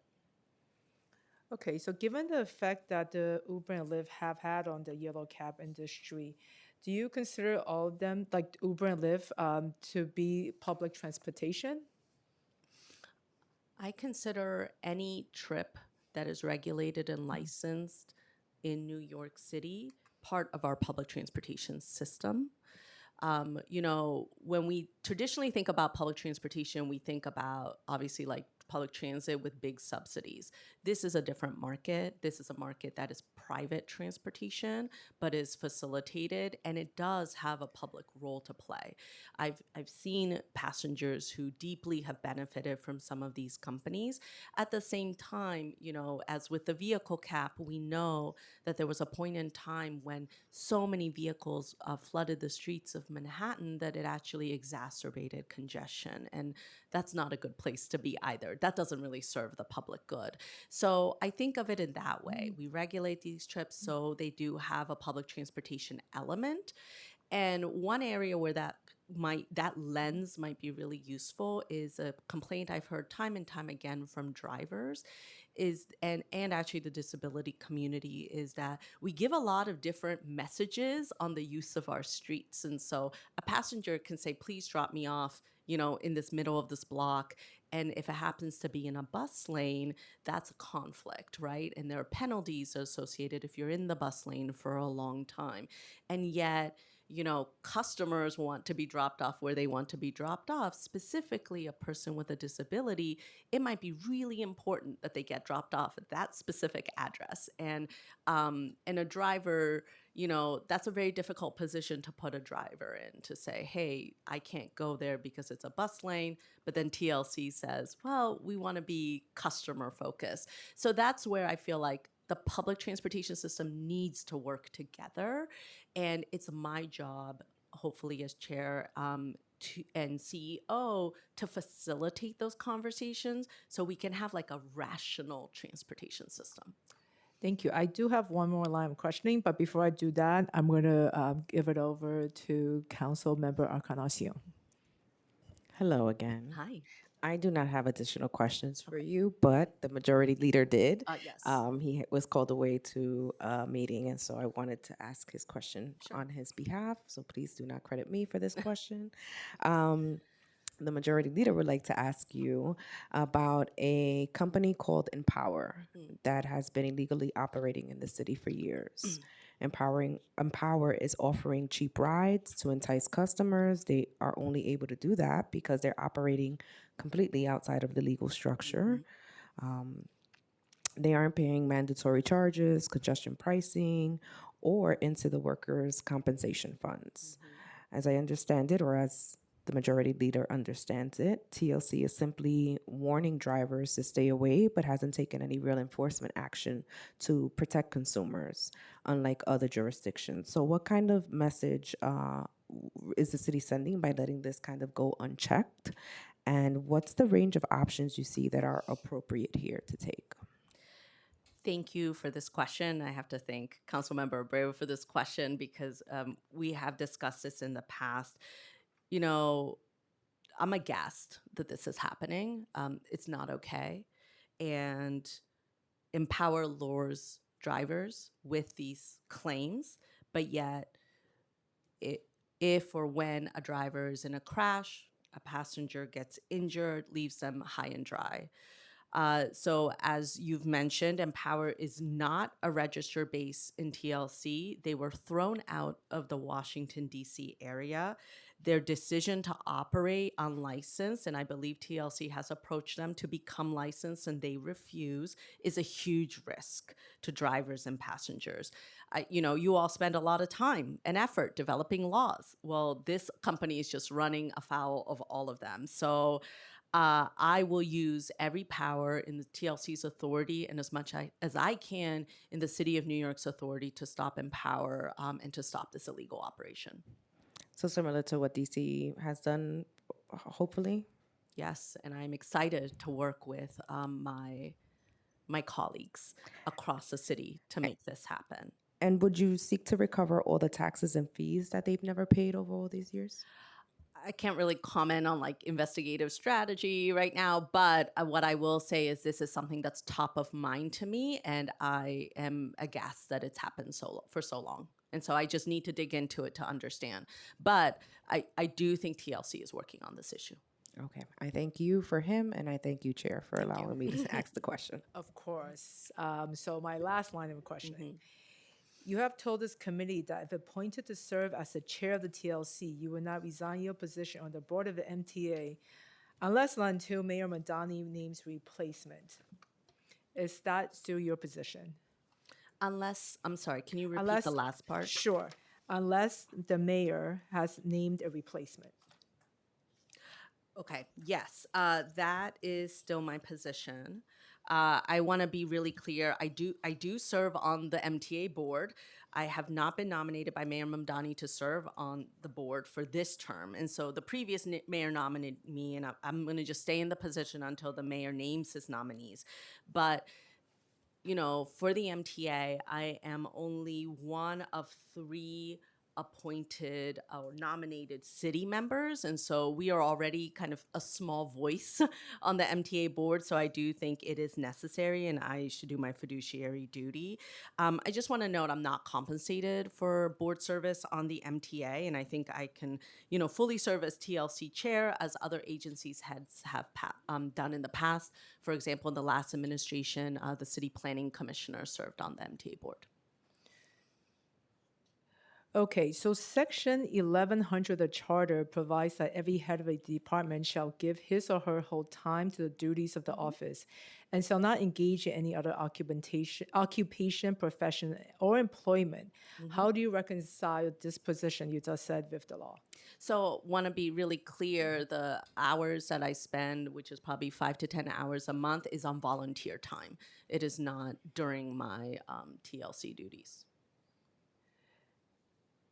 Section 1115 of the charter provides that any person holding any office, whether by election or appointment, who while during their term of office accepts any other civil office connected with the government of the city, shall be deemed to have vacated the office. So by what authority do you claim you could remain in the office if you're appointed to the chair of the TLC? So I will say I sought advice from the Conflicts of Interest Board related to this, and they mentioned I did not need any waiver. I believe it may fall under the government to government exception, and my understanding is that it was cleared by COIB. How long is your term for the MTA board? So it technically ended December 31st, and I'm a holdover for the city. Okay. Do you have any indication, administration, whether they will find a replacement? I have not spoken to the mayor about this. Okay.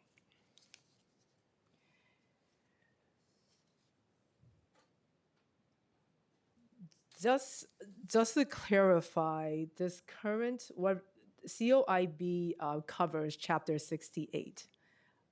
Of, right, and this is not the same the chapter of the charter that we are talking about. Just to clarify that on the record. Okay. I'm happy to come back and discuss this with you to make sure. It is just to clear, it's Chapter 49. Okay, thank you. Yeah, I'm happy to come back and we can further discuss. Thank you. So in addition to distinctions I just talked about, back to the issue of the remaining on the board and also be representing, being the CEO of the TLC. Just because these are two different positions, can you explain why that it won't come up as a conflict if you stay on both? So in terms of conflict of time, I can do the MTA work on my volunteer time. In terms of potential conflicts, in terms of subject matter and issue, depending on the issue, I'm happy to recuse on certain matters. I will say MTA and TLC are both entities that have similar missions, the safe and efficient transportation of passengers, and there are actually a lot of points of collaboration that would support the public good. And so I do not believe it's a conflict, and I believe that actually I have a track record of championing TLC and driver issues on the board, and I believe it is actually helpful that I understand public transit issues as it relates to the TLC. Okay, thank you. Seeing no other members have any more questions, Ms. Valdavia, you are now excused. Thank you so much. Thank Really you for appreciate your it. time today. Thank you.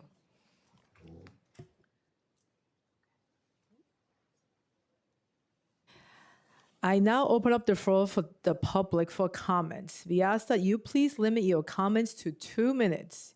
If you wish to speak, please fill out an appearance card with the Sergeant of Arms and you'll be given an opportunity to make your comments. Also, if you have a written statement, please provide a copy of that statement to the Sergeant of Arms. We're gonna do the public testimony of people that's in the room first, and then we'll move on to Zoom.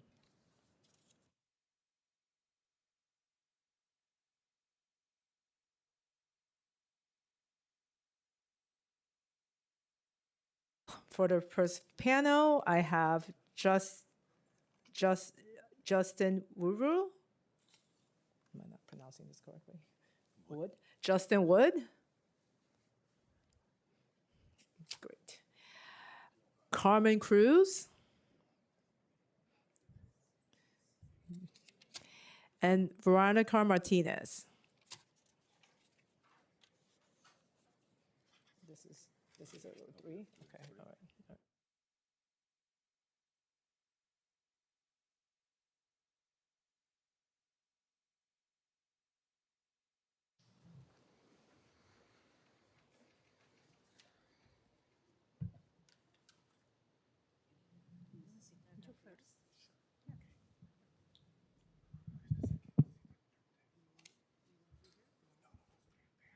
Okay. Okay, you can Okay. begin. Thank you. Thank you, Chair and members of the committee. I'm Justin Wood, Director of Policy at New York Lawyers for the Public Interest.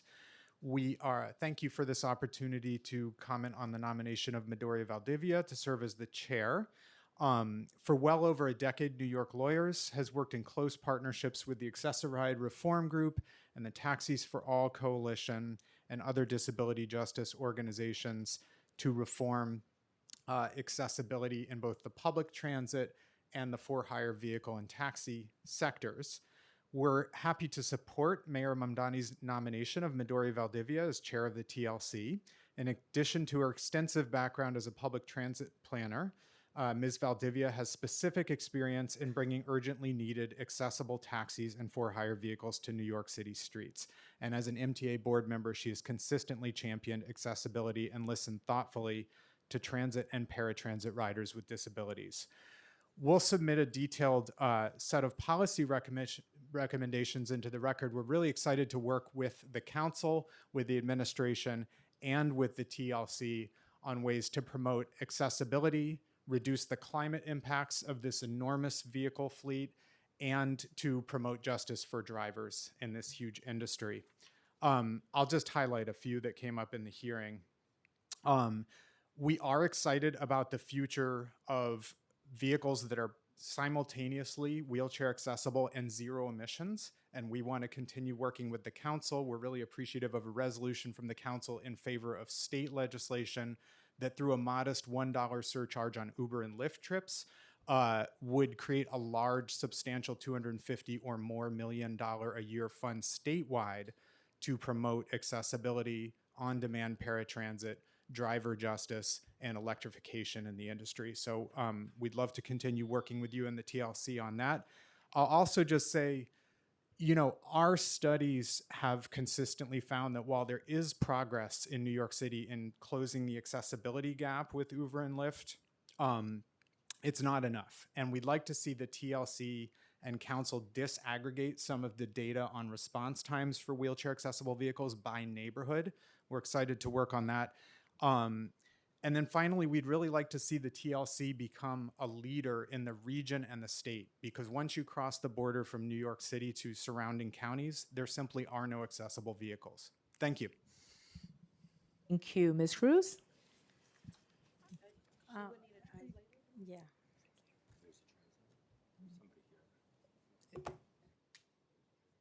Is there a translator in the room? Yeah. Oh.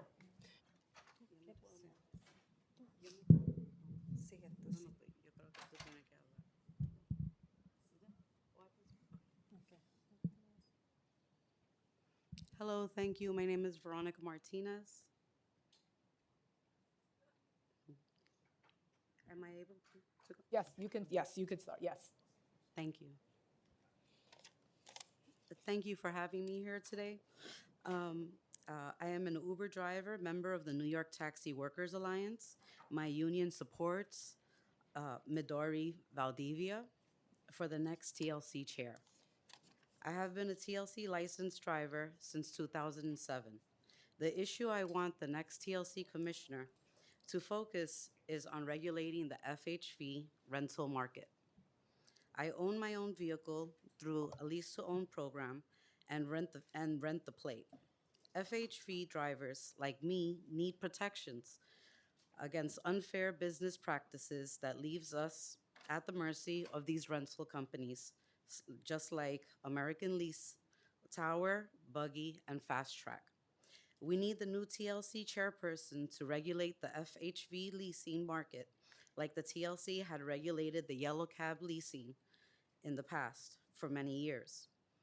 We, the FHV lease drivers, are subject to high rental fees, required to take the car for repairs at the company's shop, even when they don't have qualified mechanics. Our car is rigged so that they can turn off the controls from afar, and it happened to me in the middle of a ride, dropping off a child. They turned off the car without reason or warning, making it unsafe for my passenger. All the foot and car traffic around me, and ultimately for myself, was dangerous and unsafe.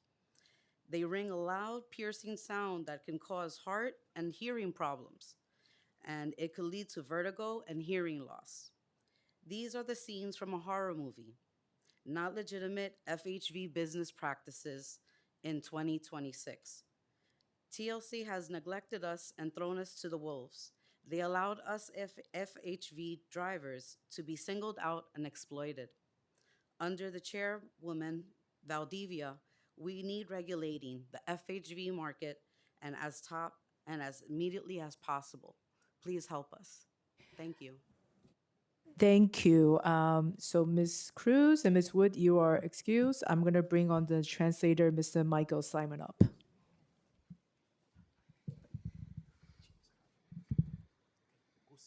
Igualmente, gracias. ¿Escribiste algo? Sí, sí. Vamos a hacer, ¿ok? Vamos a hablar por unos minutos. Yo te paro. Ok.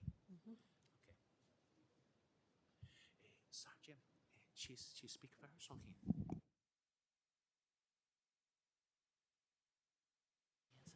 Primero lees hasta aquí y luego yo interpreto, ¿ok?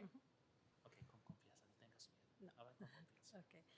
Buenas tardes, mi nombre es Carmen, soy miembro de la Alianza de Trabajadores de Taxi de Nueva York. Okay. Good afternoon. My name is Carmen. I'm a member of the Workers Alliance, Taxi Workers Alliance members of the City of New York. Tengo 25 años trabajando como taxista y 11 años trabajando con Uber y Lyft. En octubre, en el 2003, obtuve mi primer licencia de TLC. Okay. I have been working for 25 years as a taxi driver. In October 2003, I obtained my first TLC driver license. And I've been working as a Uber and Lyft driver for 11 years. En estos 25 años que tengo trabajando como... No, perdón, te saltaste esto. Sorry, she skipped one part. Okay. Mi sindicato apoya a Midori Valdivia para la próxima presidenta de TLC. Okay, continúa. Más abajo. En estos 25 años que tengo trabajando como taxista, no he visto ningún progreso y ningún beneficio. Okay. My labor union, I think this is the correct word, right, is supporting Midori Valdivia for her to be the next TLC president. In these 25 years that I've been working as a taxi driver and have been working as a Uber or Lyft driver, I have not seen any progress and I have not seen any benefits. Porque todo sube, los gastos del carro, el gas, y ni trabajando 14 o 17 horas nos alcanza para cubrir el mantenimiento del carro, empezando con la licencia de TLC. Okay, un segundo. We don't have any benefits because everything is going up. We have so many expenses and we have been working even 14 to 17 hours per day.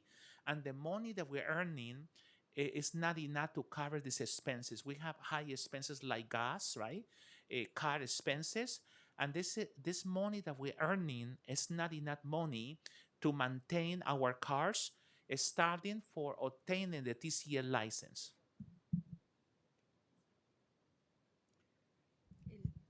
El seguro, la gasolina, el car wash, todo subió y el pago del conductor cada día es menos. Okay, just one second. I just want to clarify something. Cuando hablas de car wash es cuando tú pagas para lavar tu carro en esos centros donde se lavan los automóviles. Okay. Okay. Everything is so expensive. Everything is going up. Starting by the car insurance is very expensive. We also had to spend a lot of money in car washes, like washing our car all the time. We had to pay money to the mechanic.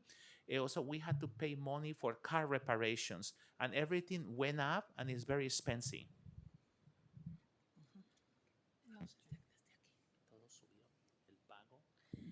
Y el pago del conductor cada día es menos. Necesitamos un aumento inmediato debido al aumento de seguros y de gas. Seguro de automóviles. Sí, seguro de automóvil.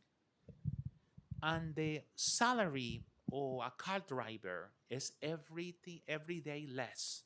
And this is very bad.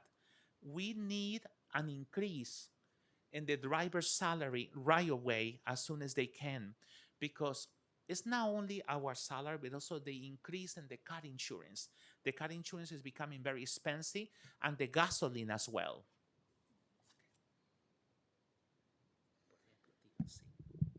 Por ejemplo, TLC podría aumentar la tarifa por milla para los viajes de Uber y Lyft. Y por esta razón estamos apoyando a Midori Valdivia para poner estos cambios. For example, what TLC can do, they can increase the tariff or the mileage fee, right? For the trips of Uber and Lyft, when we are driver Uber and Lyft, they can increase the payment of the mileage fees. And this is the reason why we are supporting to Midori Valdivia, so they can do the changes. Para poner estos cambios y mejorar la condición de los conductores de la ciudad de Nueva York. Okay, to do the changes and to improve the condition of all the car drivers who are working in the city of New York. Muchas gracias por su atención. Okay. Thank you very much to all of you for your attention to this serious matter. Thank you for your testimony. I'm going to ask for you to put, as an interpreter, to put your name on the record. Yes, I will do it, Councilwoman. It's no problem. Okay, that's all, Councilwoman. Great. Oh, Where I can write my name? Where? just say it. Just say it for the Yes, record. my Yes. name is Car Edwin Archibald. This is my name, Car Edwin Archibald. Thank You you. can call me just Edwin. Edwin Edwin, Archibald. thank you. So You're welcome. I have one more person online that's going to need a translation. I believe it's Ms. Tavernes. Is she on? Un segundo. Creo que puedo decirte, no hay problema. Mira, encuéntrate conmigo en unos minutos. Quiero... Okay, no problem. I write it here. I have my name here. In the meantime, I'm going to call up Mr. Simon. You could just stay there. I'm going to call up Mr. Richard Chow. No, no problem. Yeah. Well, just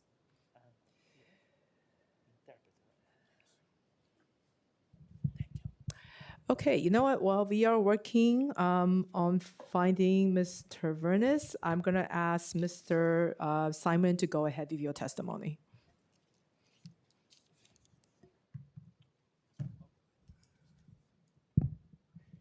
Thank you very much. I wasn't expecting to speak.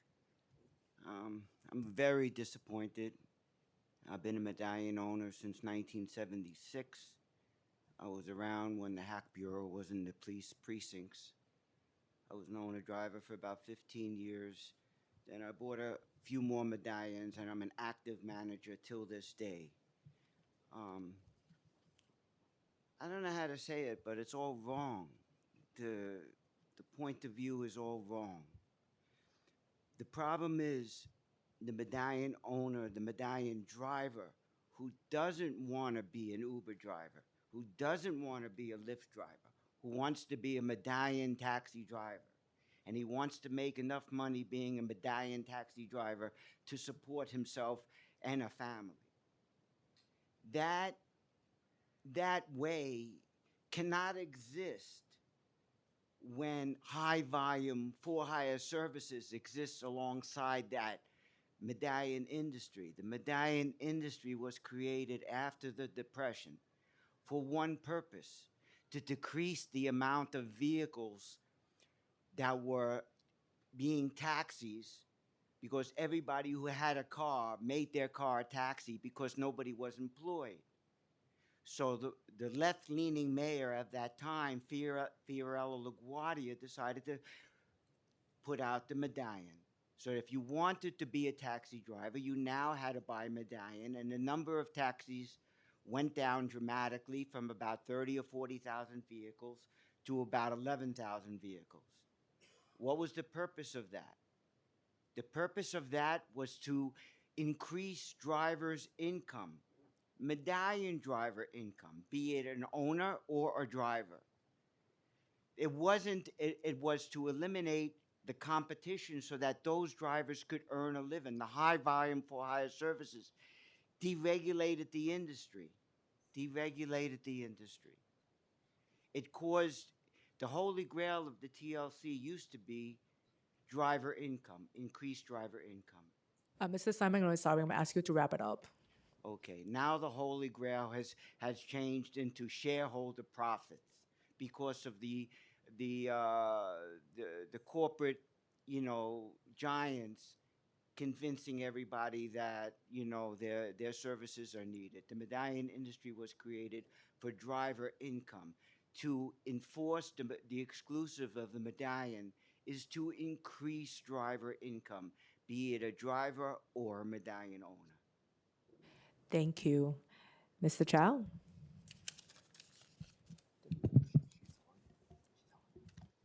Hello, good afternoon, everyone. My name is Richard Chow. I'm a member of the New York Taxi Walk Alliance, and I drive the yellow cab. My union support Midori Valdivia for the next TLC chair. I have been TLC licensed since 2006.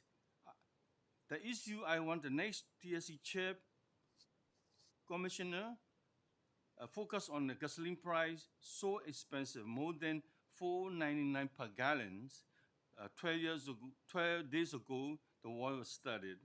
TSC could increase the per mileage rate all FAG trip, push for the state to allow yellow and green cab driver to keep the 50-cent tax or consider a temporary surcharge on every TSC trip. My loan with Marbrigade, I paid $1,234 per month, more than 200 loans left behind 4 years ago, the MRP program. Some of my friends, OSK, paid $2,000 a month. They overpaid $766 a month. Plus the FHG new car payment, $800 a month.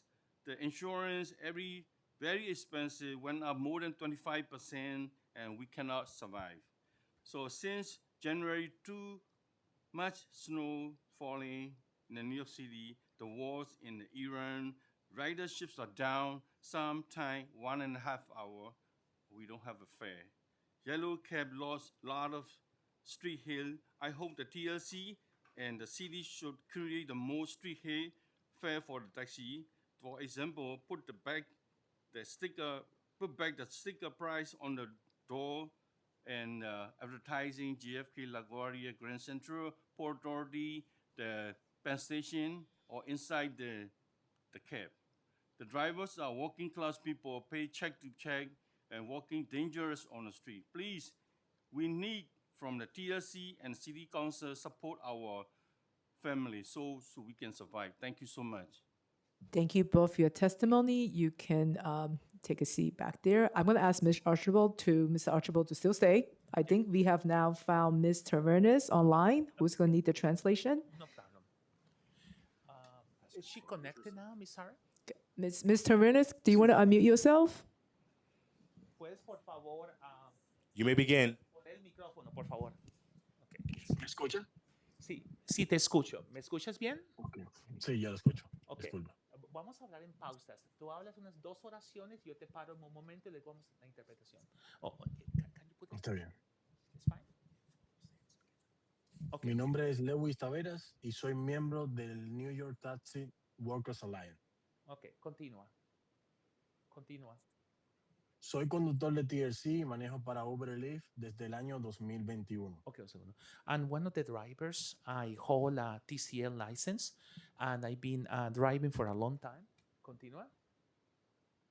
Continúa. Mi sindicato apoya a Midori Valdivia como próxima presidenta de la TLC. My labor union is supporting Ms. Valdivia for the, for the next election, for her to become the chair of the TLC. Continúa. Quiero que la próxima presidenta de la TLC se enfoque de inmediato en aumentar el pago por milla debido al alza constante de los costos que enfrentamos los conductores. Un segundo. I want her to focus in the increase of the salary and also the increase of the mileage payment also for the drivers because we have very constant and very often charges and increases of all those fees because of what is happening recently. Continúa. Continúa, por El favor. seguro, el seguro es uno de los ejemplos más claros. En mi caso, el seguro liability para mi Toyota Sienna para el año 2023 fue de Un 3,984,66. segundo. For example, the insurance is one of the main issues. For example, the car insurance is extremely expensive. For example, I have a Toyota Sienna and is the insurance. Oh, one second. ¿Cuánto es el dinero del seguro? ¿Cuánto es? Para el 2000, voy a decir los 3 años, por los últimos 3 años, para que vean la diferencia. Continúa. Para el 2023 fue de 3,984,66. In the last 3 years, the insurance premium is around $3,983.23. It's extremely expensive for me to pay the amount of car insurance. Continúa. No. Para el año 2024 fue de 4,273,33 centavos. 4,273, ¿cierto? Sí. Okay. And now for the year 2024, the car insurance is around $4,273.23. It's also very expensive. Continúa, por favor.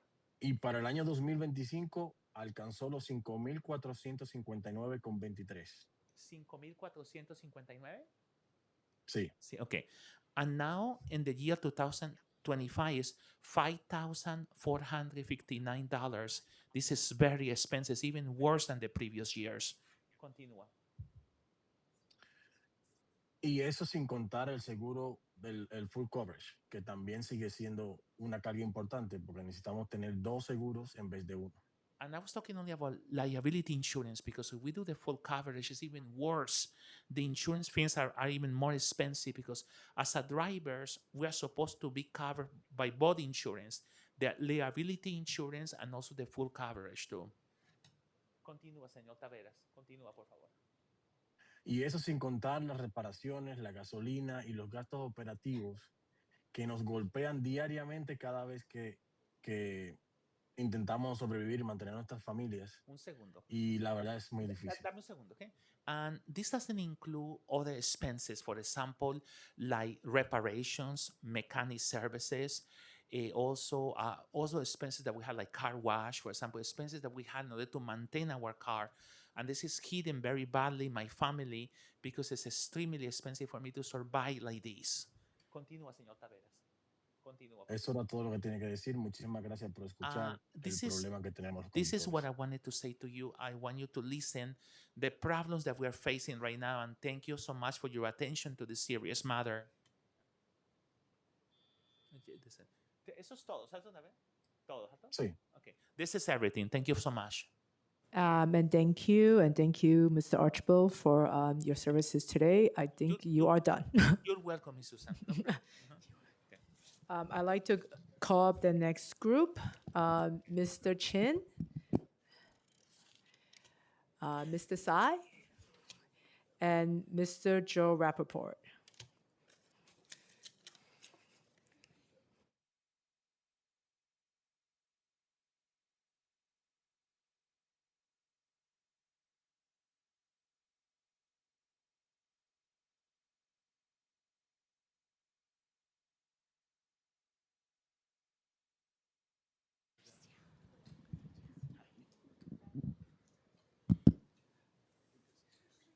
Hi, good evening all.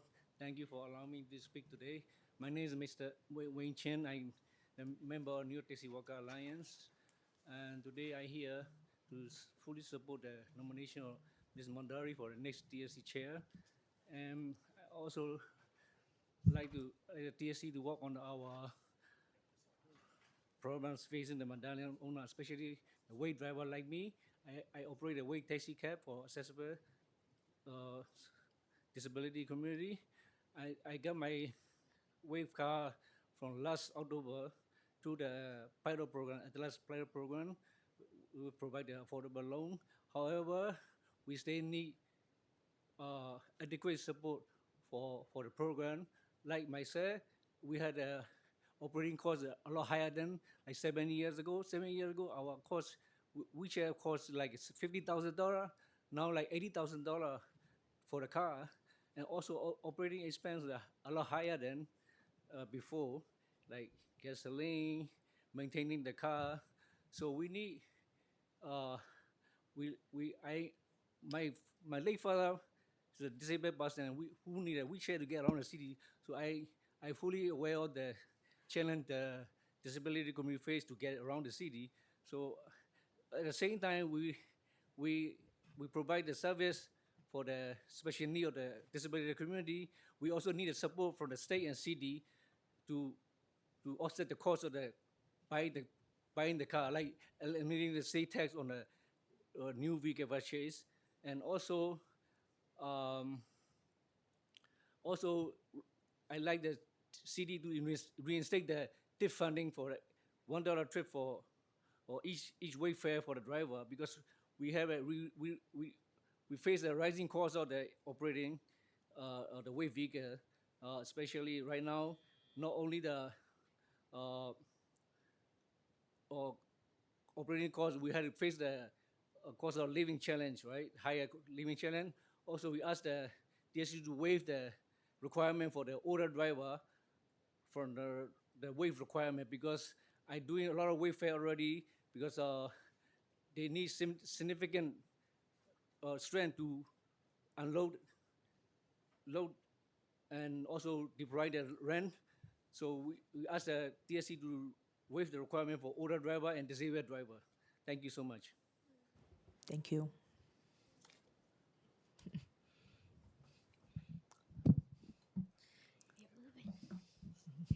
Good afternoon. Good afternoon, Chair Ung and members of the industry that are present. My name is Bedavi Desai. I'm the Executive Director of the New York Taxi Workers Alliance. We are proud to support the nomination of Midori Valdivia as the next chair of the Taxi Limousine Commission. It is such an honor to be on this panel in particular, next to a very longtime friend from Taxis for All campaign and next to my brother Wayne. It's honestly really heartbreaking to hear the testimonies of Wayne, and I'm really struck by what Carmen said earlier.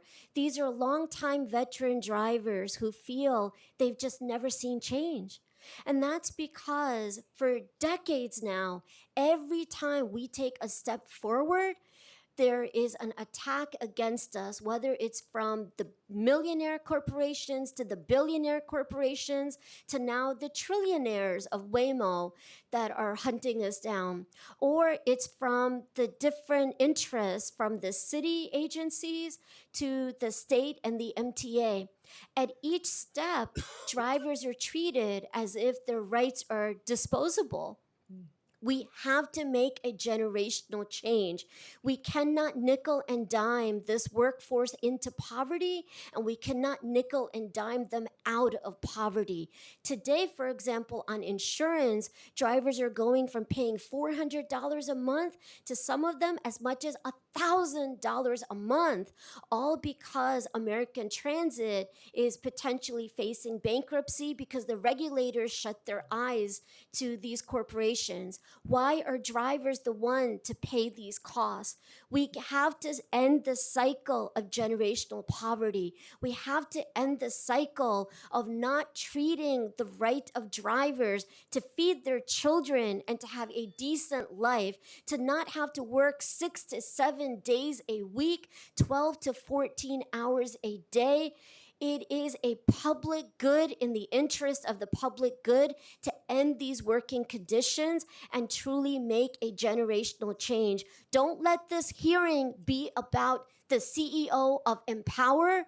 Make this hearing be about the dignity of the almost 200,000 men and women and their families who depend on this job for a decent and a dignified life. Thank you. Thank you. I do have my written copies of my testimony here. thanks so much for the opportunity to testify and to be here with my colleagues here and other people from the disability community and the industry in general. I appreciate the questions you asked about accessibility. I think they're important for the chair to address, assuming she is approved by the city council.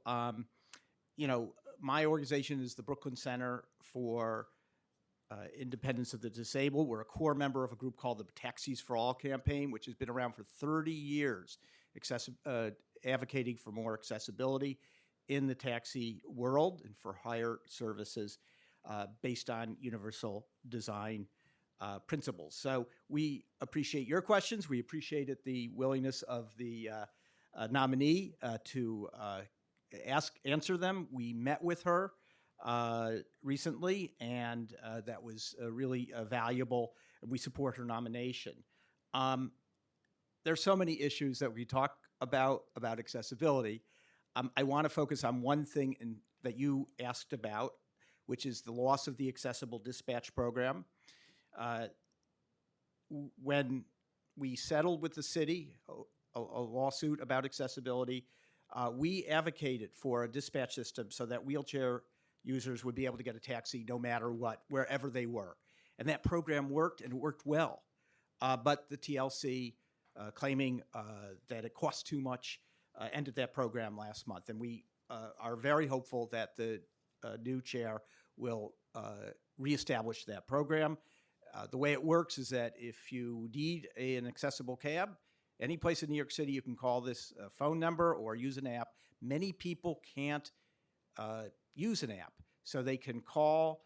If you have a speech difference, if you have a dexterity difference, you can get through. So we urge the chair to restore this program, and we urge the council to look at ways of helping this program go back into business. Thank you very much. Thank you all of your testimony. I'd like to call up Ms. Ryan and Mr. Averzano.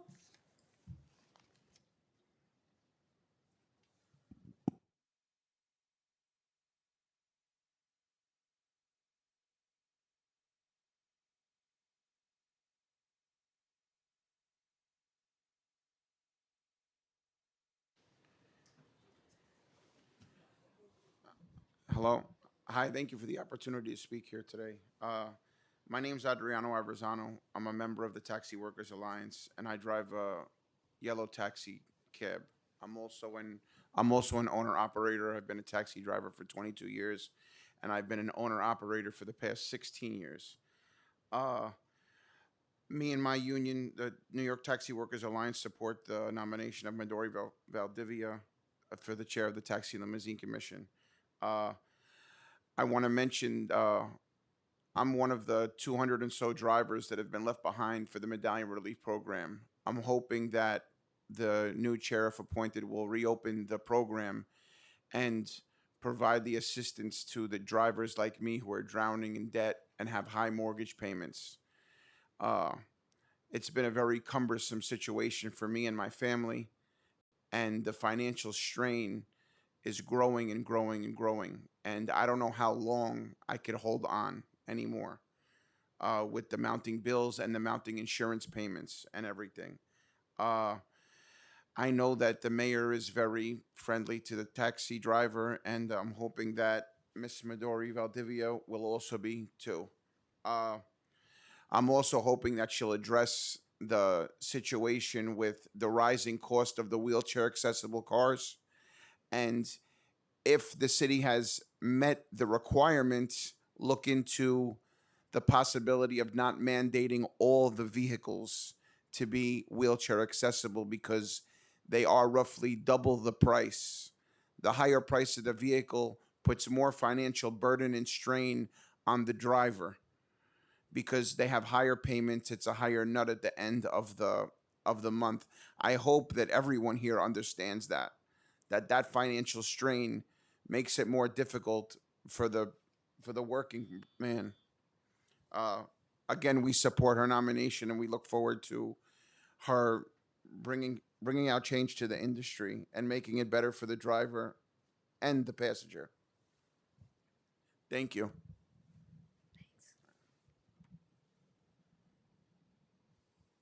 Hi, I'm Jean Ryan, President of Disabled in Action, and we are a member of Taxis for All campaign, a coalition we began in 1996, 30 years ago.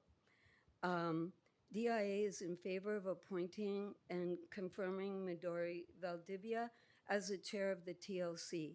She worked on the TLC before and knows the issues of people with disabilities from that work and as a board member of the MTA, a position we want her to be able to continue in. Our issues with the MTA and the TLC intersect in many ways, including the on-demand program and the broker services. No, we wouldn't have accessible taxis, Uber, Lyfts, and for-hire vehicle car services without Taxis for All continually advocating for accessible vehicles and our ability to get rides. It was life-changing, I can tell you, because I couldn't go anywhere unless I called 2 days in advance. It was really horrible before I could get taxis and Ubers and Lyfts. No city in the United States, as far as I know, has wheelchair access to this form of public transportation like New York City does. And yet, we cannot hail an accessible cab. We could stick our arms out, we could talk to the drivers, they refuse to take us. And we have to wait longer or unable to get an Uber or Lyft vehicle in a timely manner, if at all. We're hoping to work with the TLC and stakeholders to get better access to have 100% accessible taxis and for-hire vehicles, and to revive the well-functioning accessible dispatch program so people can, with disabilities, can get a cab from anywhere in the city. Thank you. Thank you. And I'm going to move on to the testimony on Zoom. First is Allison Langley, and then Augustine Tang, and then Ira Goldstein. Can we begin? afternoon. Oh, thank you. My name is Allie Langley. I'm a staff attorney at the New York Taxi Workers Alliance. The Taxi Workers Alliance supports the nomination of Midori Valdivia as the next chairperson of the Taxi and Limousine Commission. And we hope that in addition to the issues highlighted by other staff and members, the new chair will focus on finishing the Medallion Relief Program. The Medallion Relief Program, or MRP, has been a huge success. It's lifted thousands of drivers out of the despair of the debt crisis. To date, it's provided nearly $475 million of debt relief to over 2,000 drivers. Despite this, as you just heard from Adriano, hundreds of drivers remain in a situation where the debt crisis never ended from them. And you heard directly from Adriano about how much despair this causes. This is because their lenders did not want to restructure their loans directly, which is the first step of participating in the Medallion Relief Program. The Taxi Workers Alliance, as soon as we realized this was the case, had been working on figuring out a solution, and we actually found one. We worked with a company Capital, a small community development financial institution, alongside the TLC, to create a pilot program for a slightly different version of the MRP, where a new lender steps in, pays off the old lender, and restructures the loan under the terms of the MRP. And this solution works. It works really well for the small group of drivers who were able to access it. Unfortunately, a company Capital is small. They don't have the funding to finance the remaining loans. And instead of working with the Taxi Workers Alliance to set up and find the financing needed to get that final group of drivers across the finish line, instead, the Taxi and Limousine Commission ended MRP prematurely. They ended it when this group of about 300 drivers, 200 to 300 drivers, have not seen any relief at all from the debt crisis. They're in the same position they were in, 5-10 years ago, that other drivers have gotten relief from. And it's essential that we help these drivers access the same relief that every other driver who's had access to the MRP has been able to Your access. time has expired. We ask that the TLC stand with the Taxi Workers Alliance in partnership to find this financing and finish the MRP and make sure that all drivers have access to this historic and life-saving debt relief. Thank you.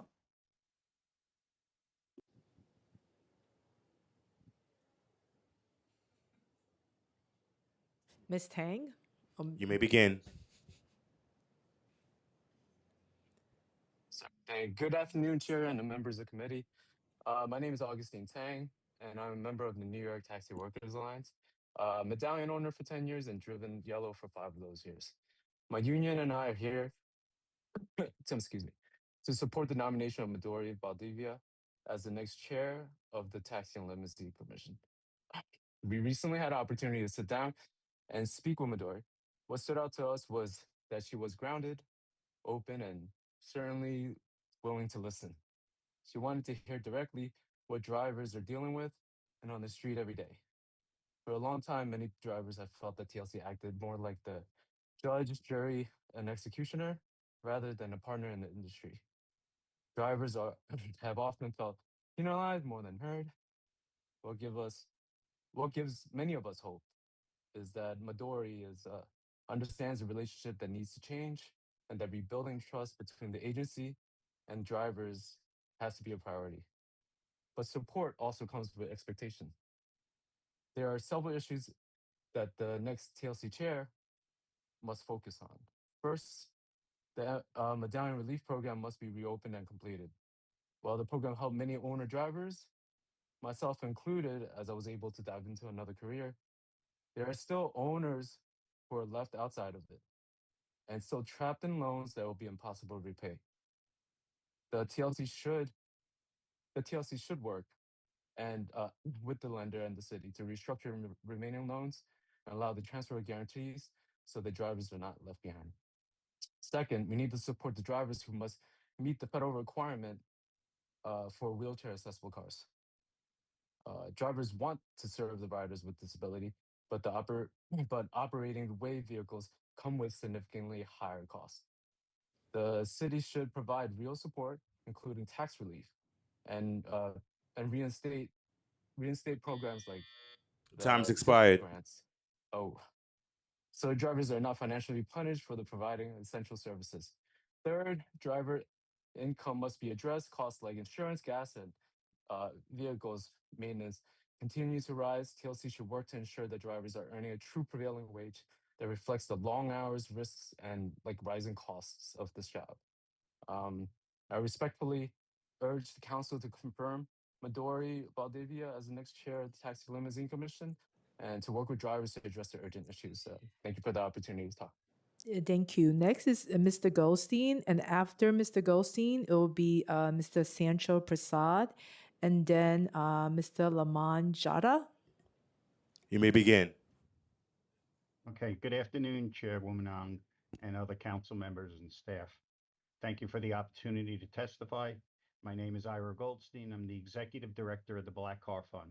For those of you who may be unfamiliar, the Black Car Fund was created by New York State for the purpose of providing workers' compensation coverage for independent black car drivers, which now includes Uber and Lyft drivers statewide.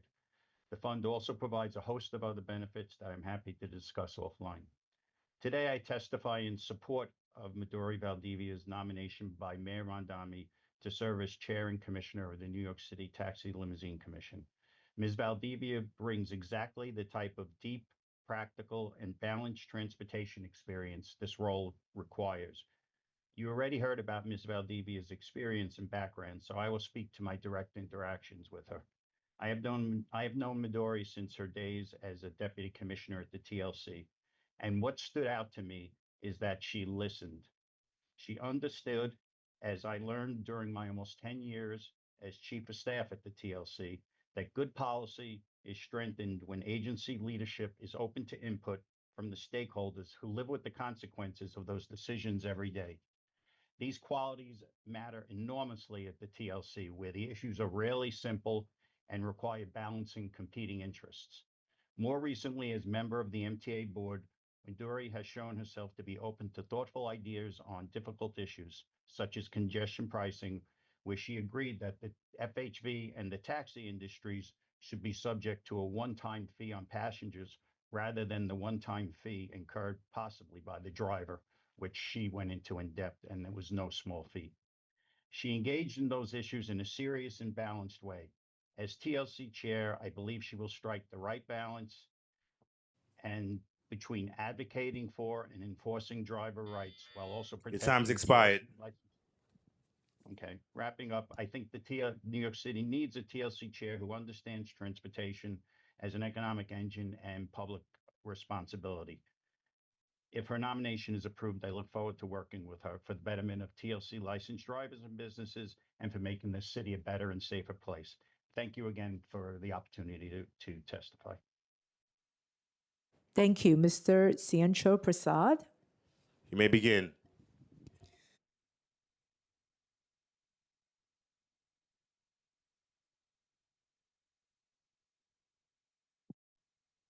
Oh, Yes, hi. you can Oh, start. Yeah, you can begin. Yes, we can hear you. You could begin. yes.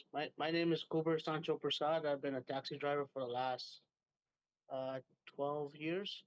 I've been driving in New York City. My dad was a taxi driver since 1984. I passed away in 2017. He was a medallion owner. I've been a driver and now became a medallion owner. I want to continue on. I work together with Taxi Workers Alliance. I want to, in support of Commissioner, in support of the nominee of Commissioner Mandori, Mandori Vanda. I can't pronounce the last name. Sorry. Um, but I would like to continue from where Augie left off. We want she was willing to listen to the drivers, understand that we are getting flanked from different fronts. We got flanked from the TLC, where we saw the TLC more of an enforcer than a partner in the industry. We also see we have problems with. We also get penalized by the NYPD, DOT, MTA if we get into the bus lanes. We have so many fees. I recently tried to get car insurance for my taxi, and I ended up have to be one of the drivers who would have to pay $1,000 a month until I get cleared, until my rate goes down in probably 3 years. Where some people have been driving for many years, like me, and they got charged this high price. I believe that Midori would come into this industry and give drivers and the industry some sort of dignity back, and I support her in this nominee. Thank you.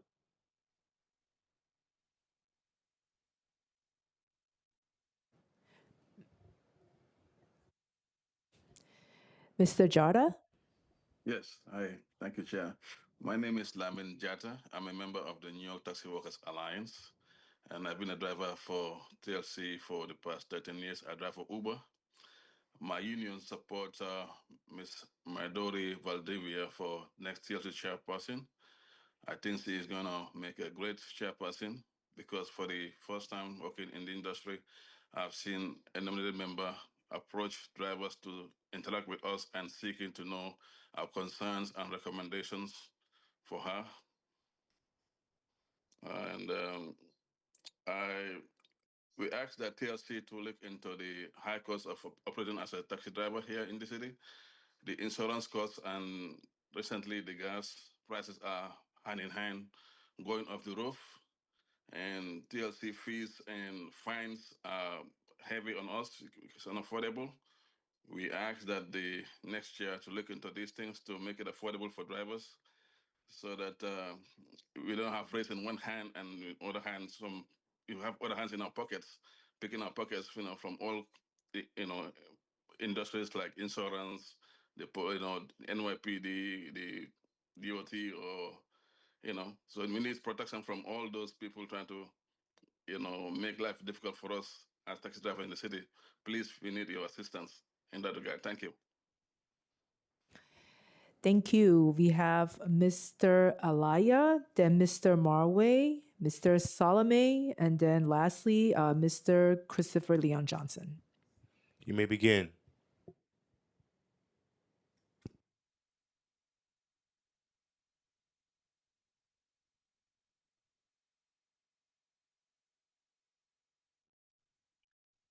Hi, good afternoon. Sorry about that. Uh, my Thank name you. is Muhammad. My name is Muhammadu Aliyu. I'm a member of New York Taxi Worker Alliance, and I've been driving taxi since 2001. I became a owner driver in 2004, and then my union support Mrs. Valdivia. So do I. I think the whole system failed us, and then it's very sad because it's all about our income. Our income are being attacked from every corner, and then this is under the eyes of the government himself. The dream have been turned to nightmare. I mean, when we look back then, when you drive a yellow cab, your children can become lawyers. They can become doctors. One of the yellow cab driver even have his daughter becoming Speaker of the White House. No more. No more. Because the system failed us. That I mean, everything we live for have been taken away. You work hard, instead of getting out of poverty, you getting dig, dig, dig into poverty. But listen to Mrs. Valdivia's testimony today. I think she's bringing hope, and then I think hopefully things will change. But our income issues must be addressed. We need immediate raise. Yellow cab need immediate raise, not only through the mirror, but with all this EL company too. Your time's expired. Everything getting expensive when our income getting only reduced. I mean, hardworking poor trying to get out of poverty, but the system only find to dig him into the poverty.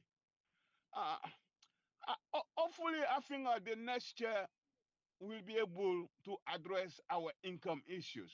Thank you very much. Thank you. Mr. Marway? And Thank you. I'll be speaking for Mr. Marwa. He's my chief of staff.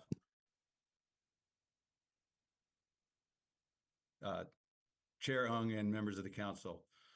My name is Joshua Sear, and I want to begin by congratulating nominee Valdivia.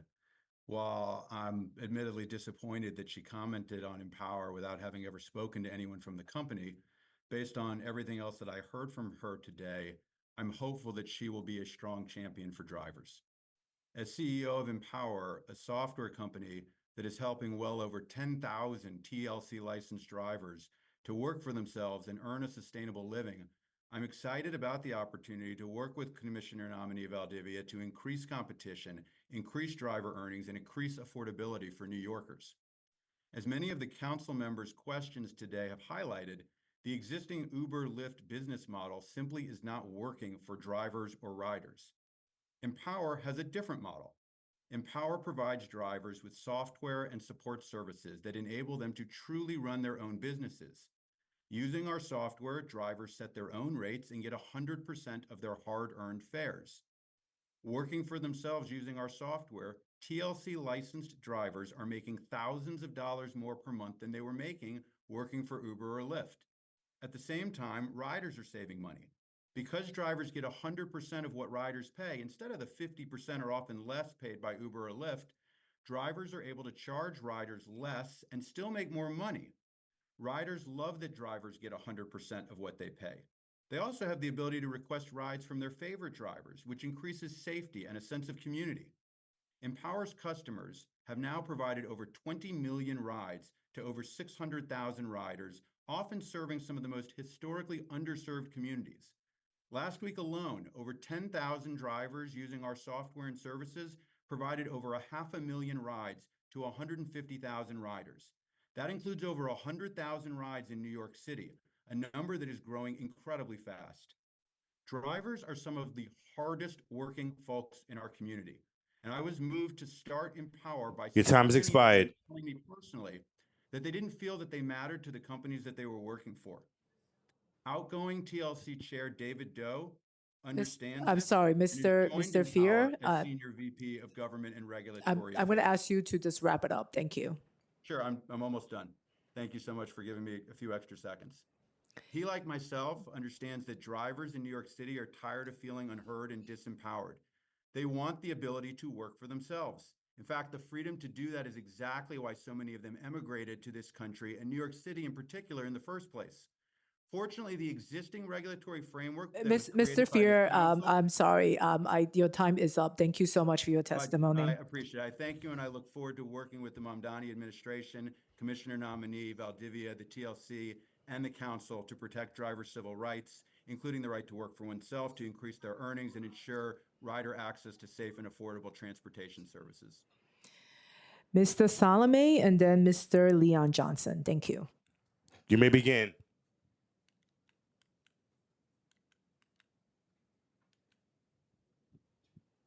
I'm sorry. Good afternoon. My name is Zubin Soleimani. I'm a senior staff attorney at the New York Taxi Workers Alliance, and I'm speaking in support of the nomination of Midori Valdivia. I'll just say very quickly, we spent about 10 years challenging Uber's practice when it first came in of unlawfully passing on the cost of sales tax to its drivers, working with the AG to get a $328 million settlement for drivers. We're not excited about anybody new coming in who's not telling drivers that they're going to end up being on the hook for sales tax if they're not actually charging it, which I believe the gentleman's company is doing right now. But my main point of my testimony today is that moving forward, this agency needs leadership that respects the mandates that the council gave it to fix the oversaturation of FHVs that we'll remember led to 9 driver suicides. The council authorized TLC to do 2 things for driver pay and well-being in 2018. 1, regulate the number of cars on the road. 2, pass driver pay rules. Now, those 2 things work hand in hand. The pay rules only work on a per-trip basis.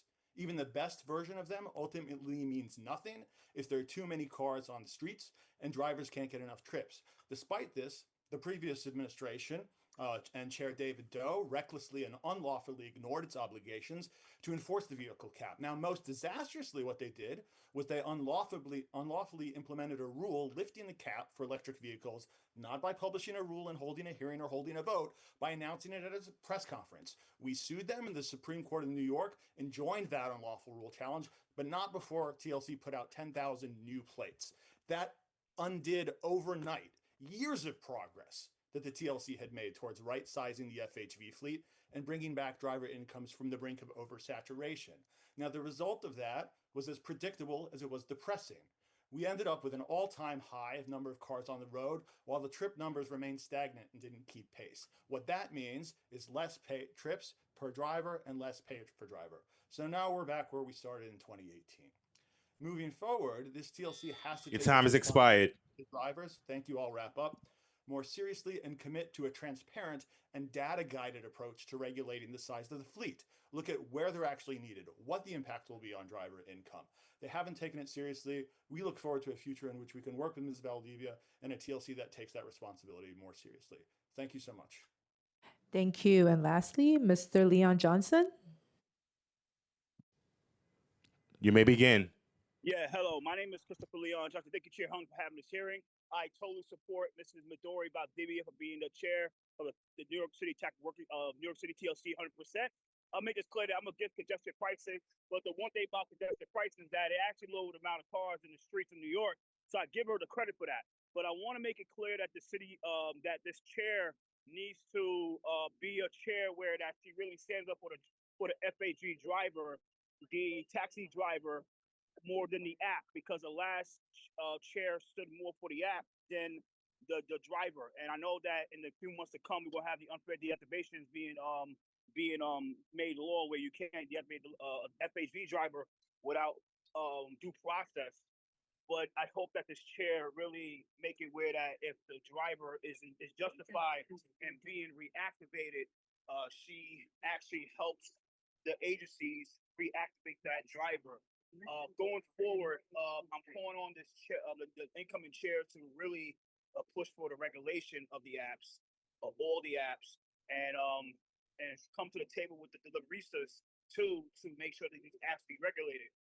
I want to end this here that I support the nomination of the person to be part of the COIB. I'm not against that, but I support this nomination for the chair of the TLC. So I hope that she does well. I congratulate Mrs. Midori Valdivia on her nomination, and I know she will do well, great for TLC way better than David Doe, who actually didn't do anything who didn't do the right thing for the driver.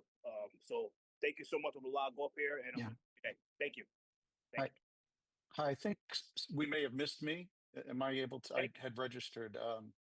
Am I able to testify for 1 minute? Sure.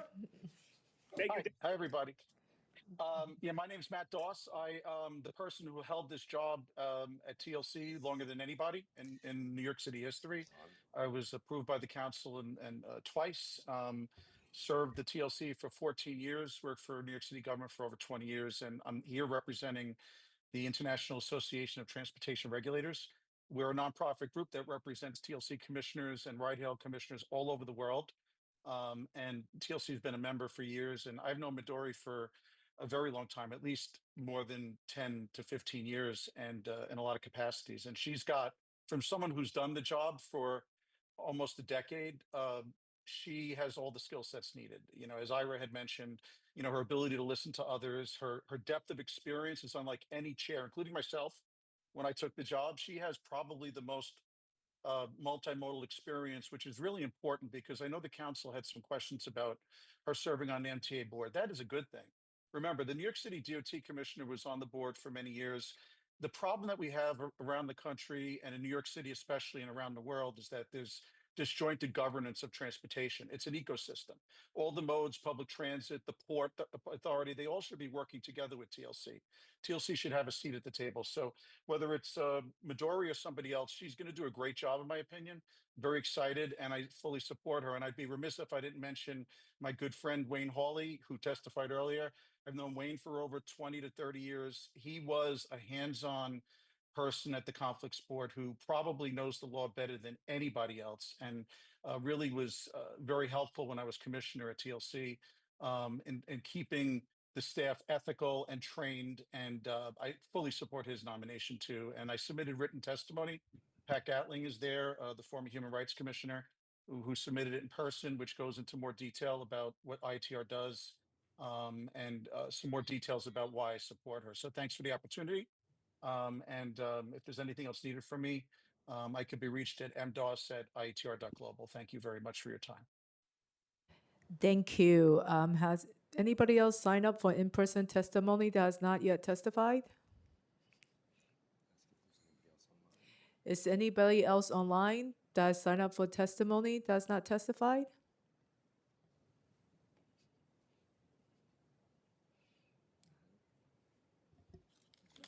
Good. Okay. Well, seeing no other members of the public sign up to speak, the public hearing on the nomination of Mr. Wayne Hawley and Midori Valdivia are now closed. This concludes today's business. I would like to thank the candidates, the member of the committee staff, the sergeant at arms, and the member of the public for their participation in today's meeting.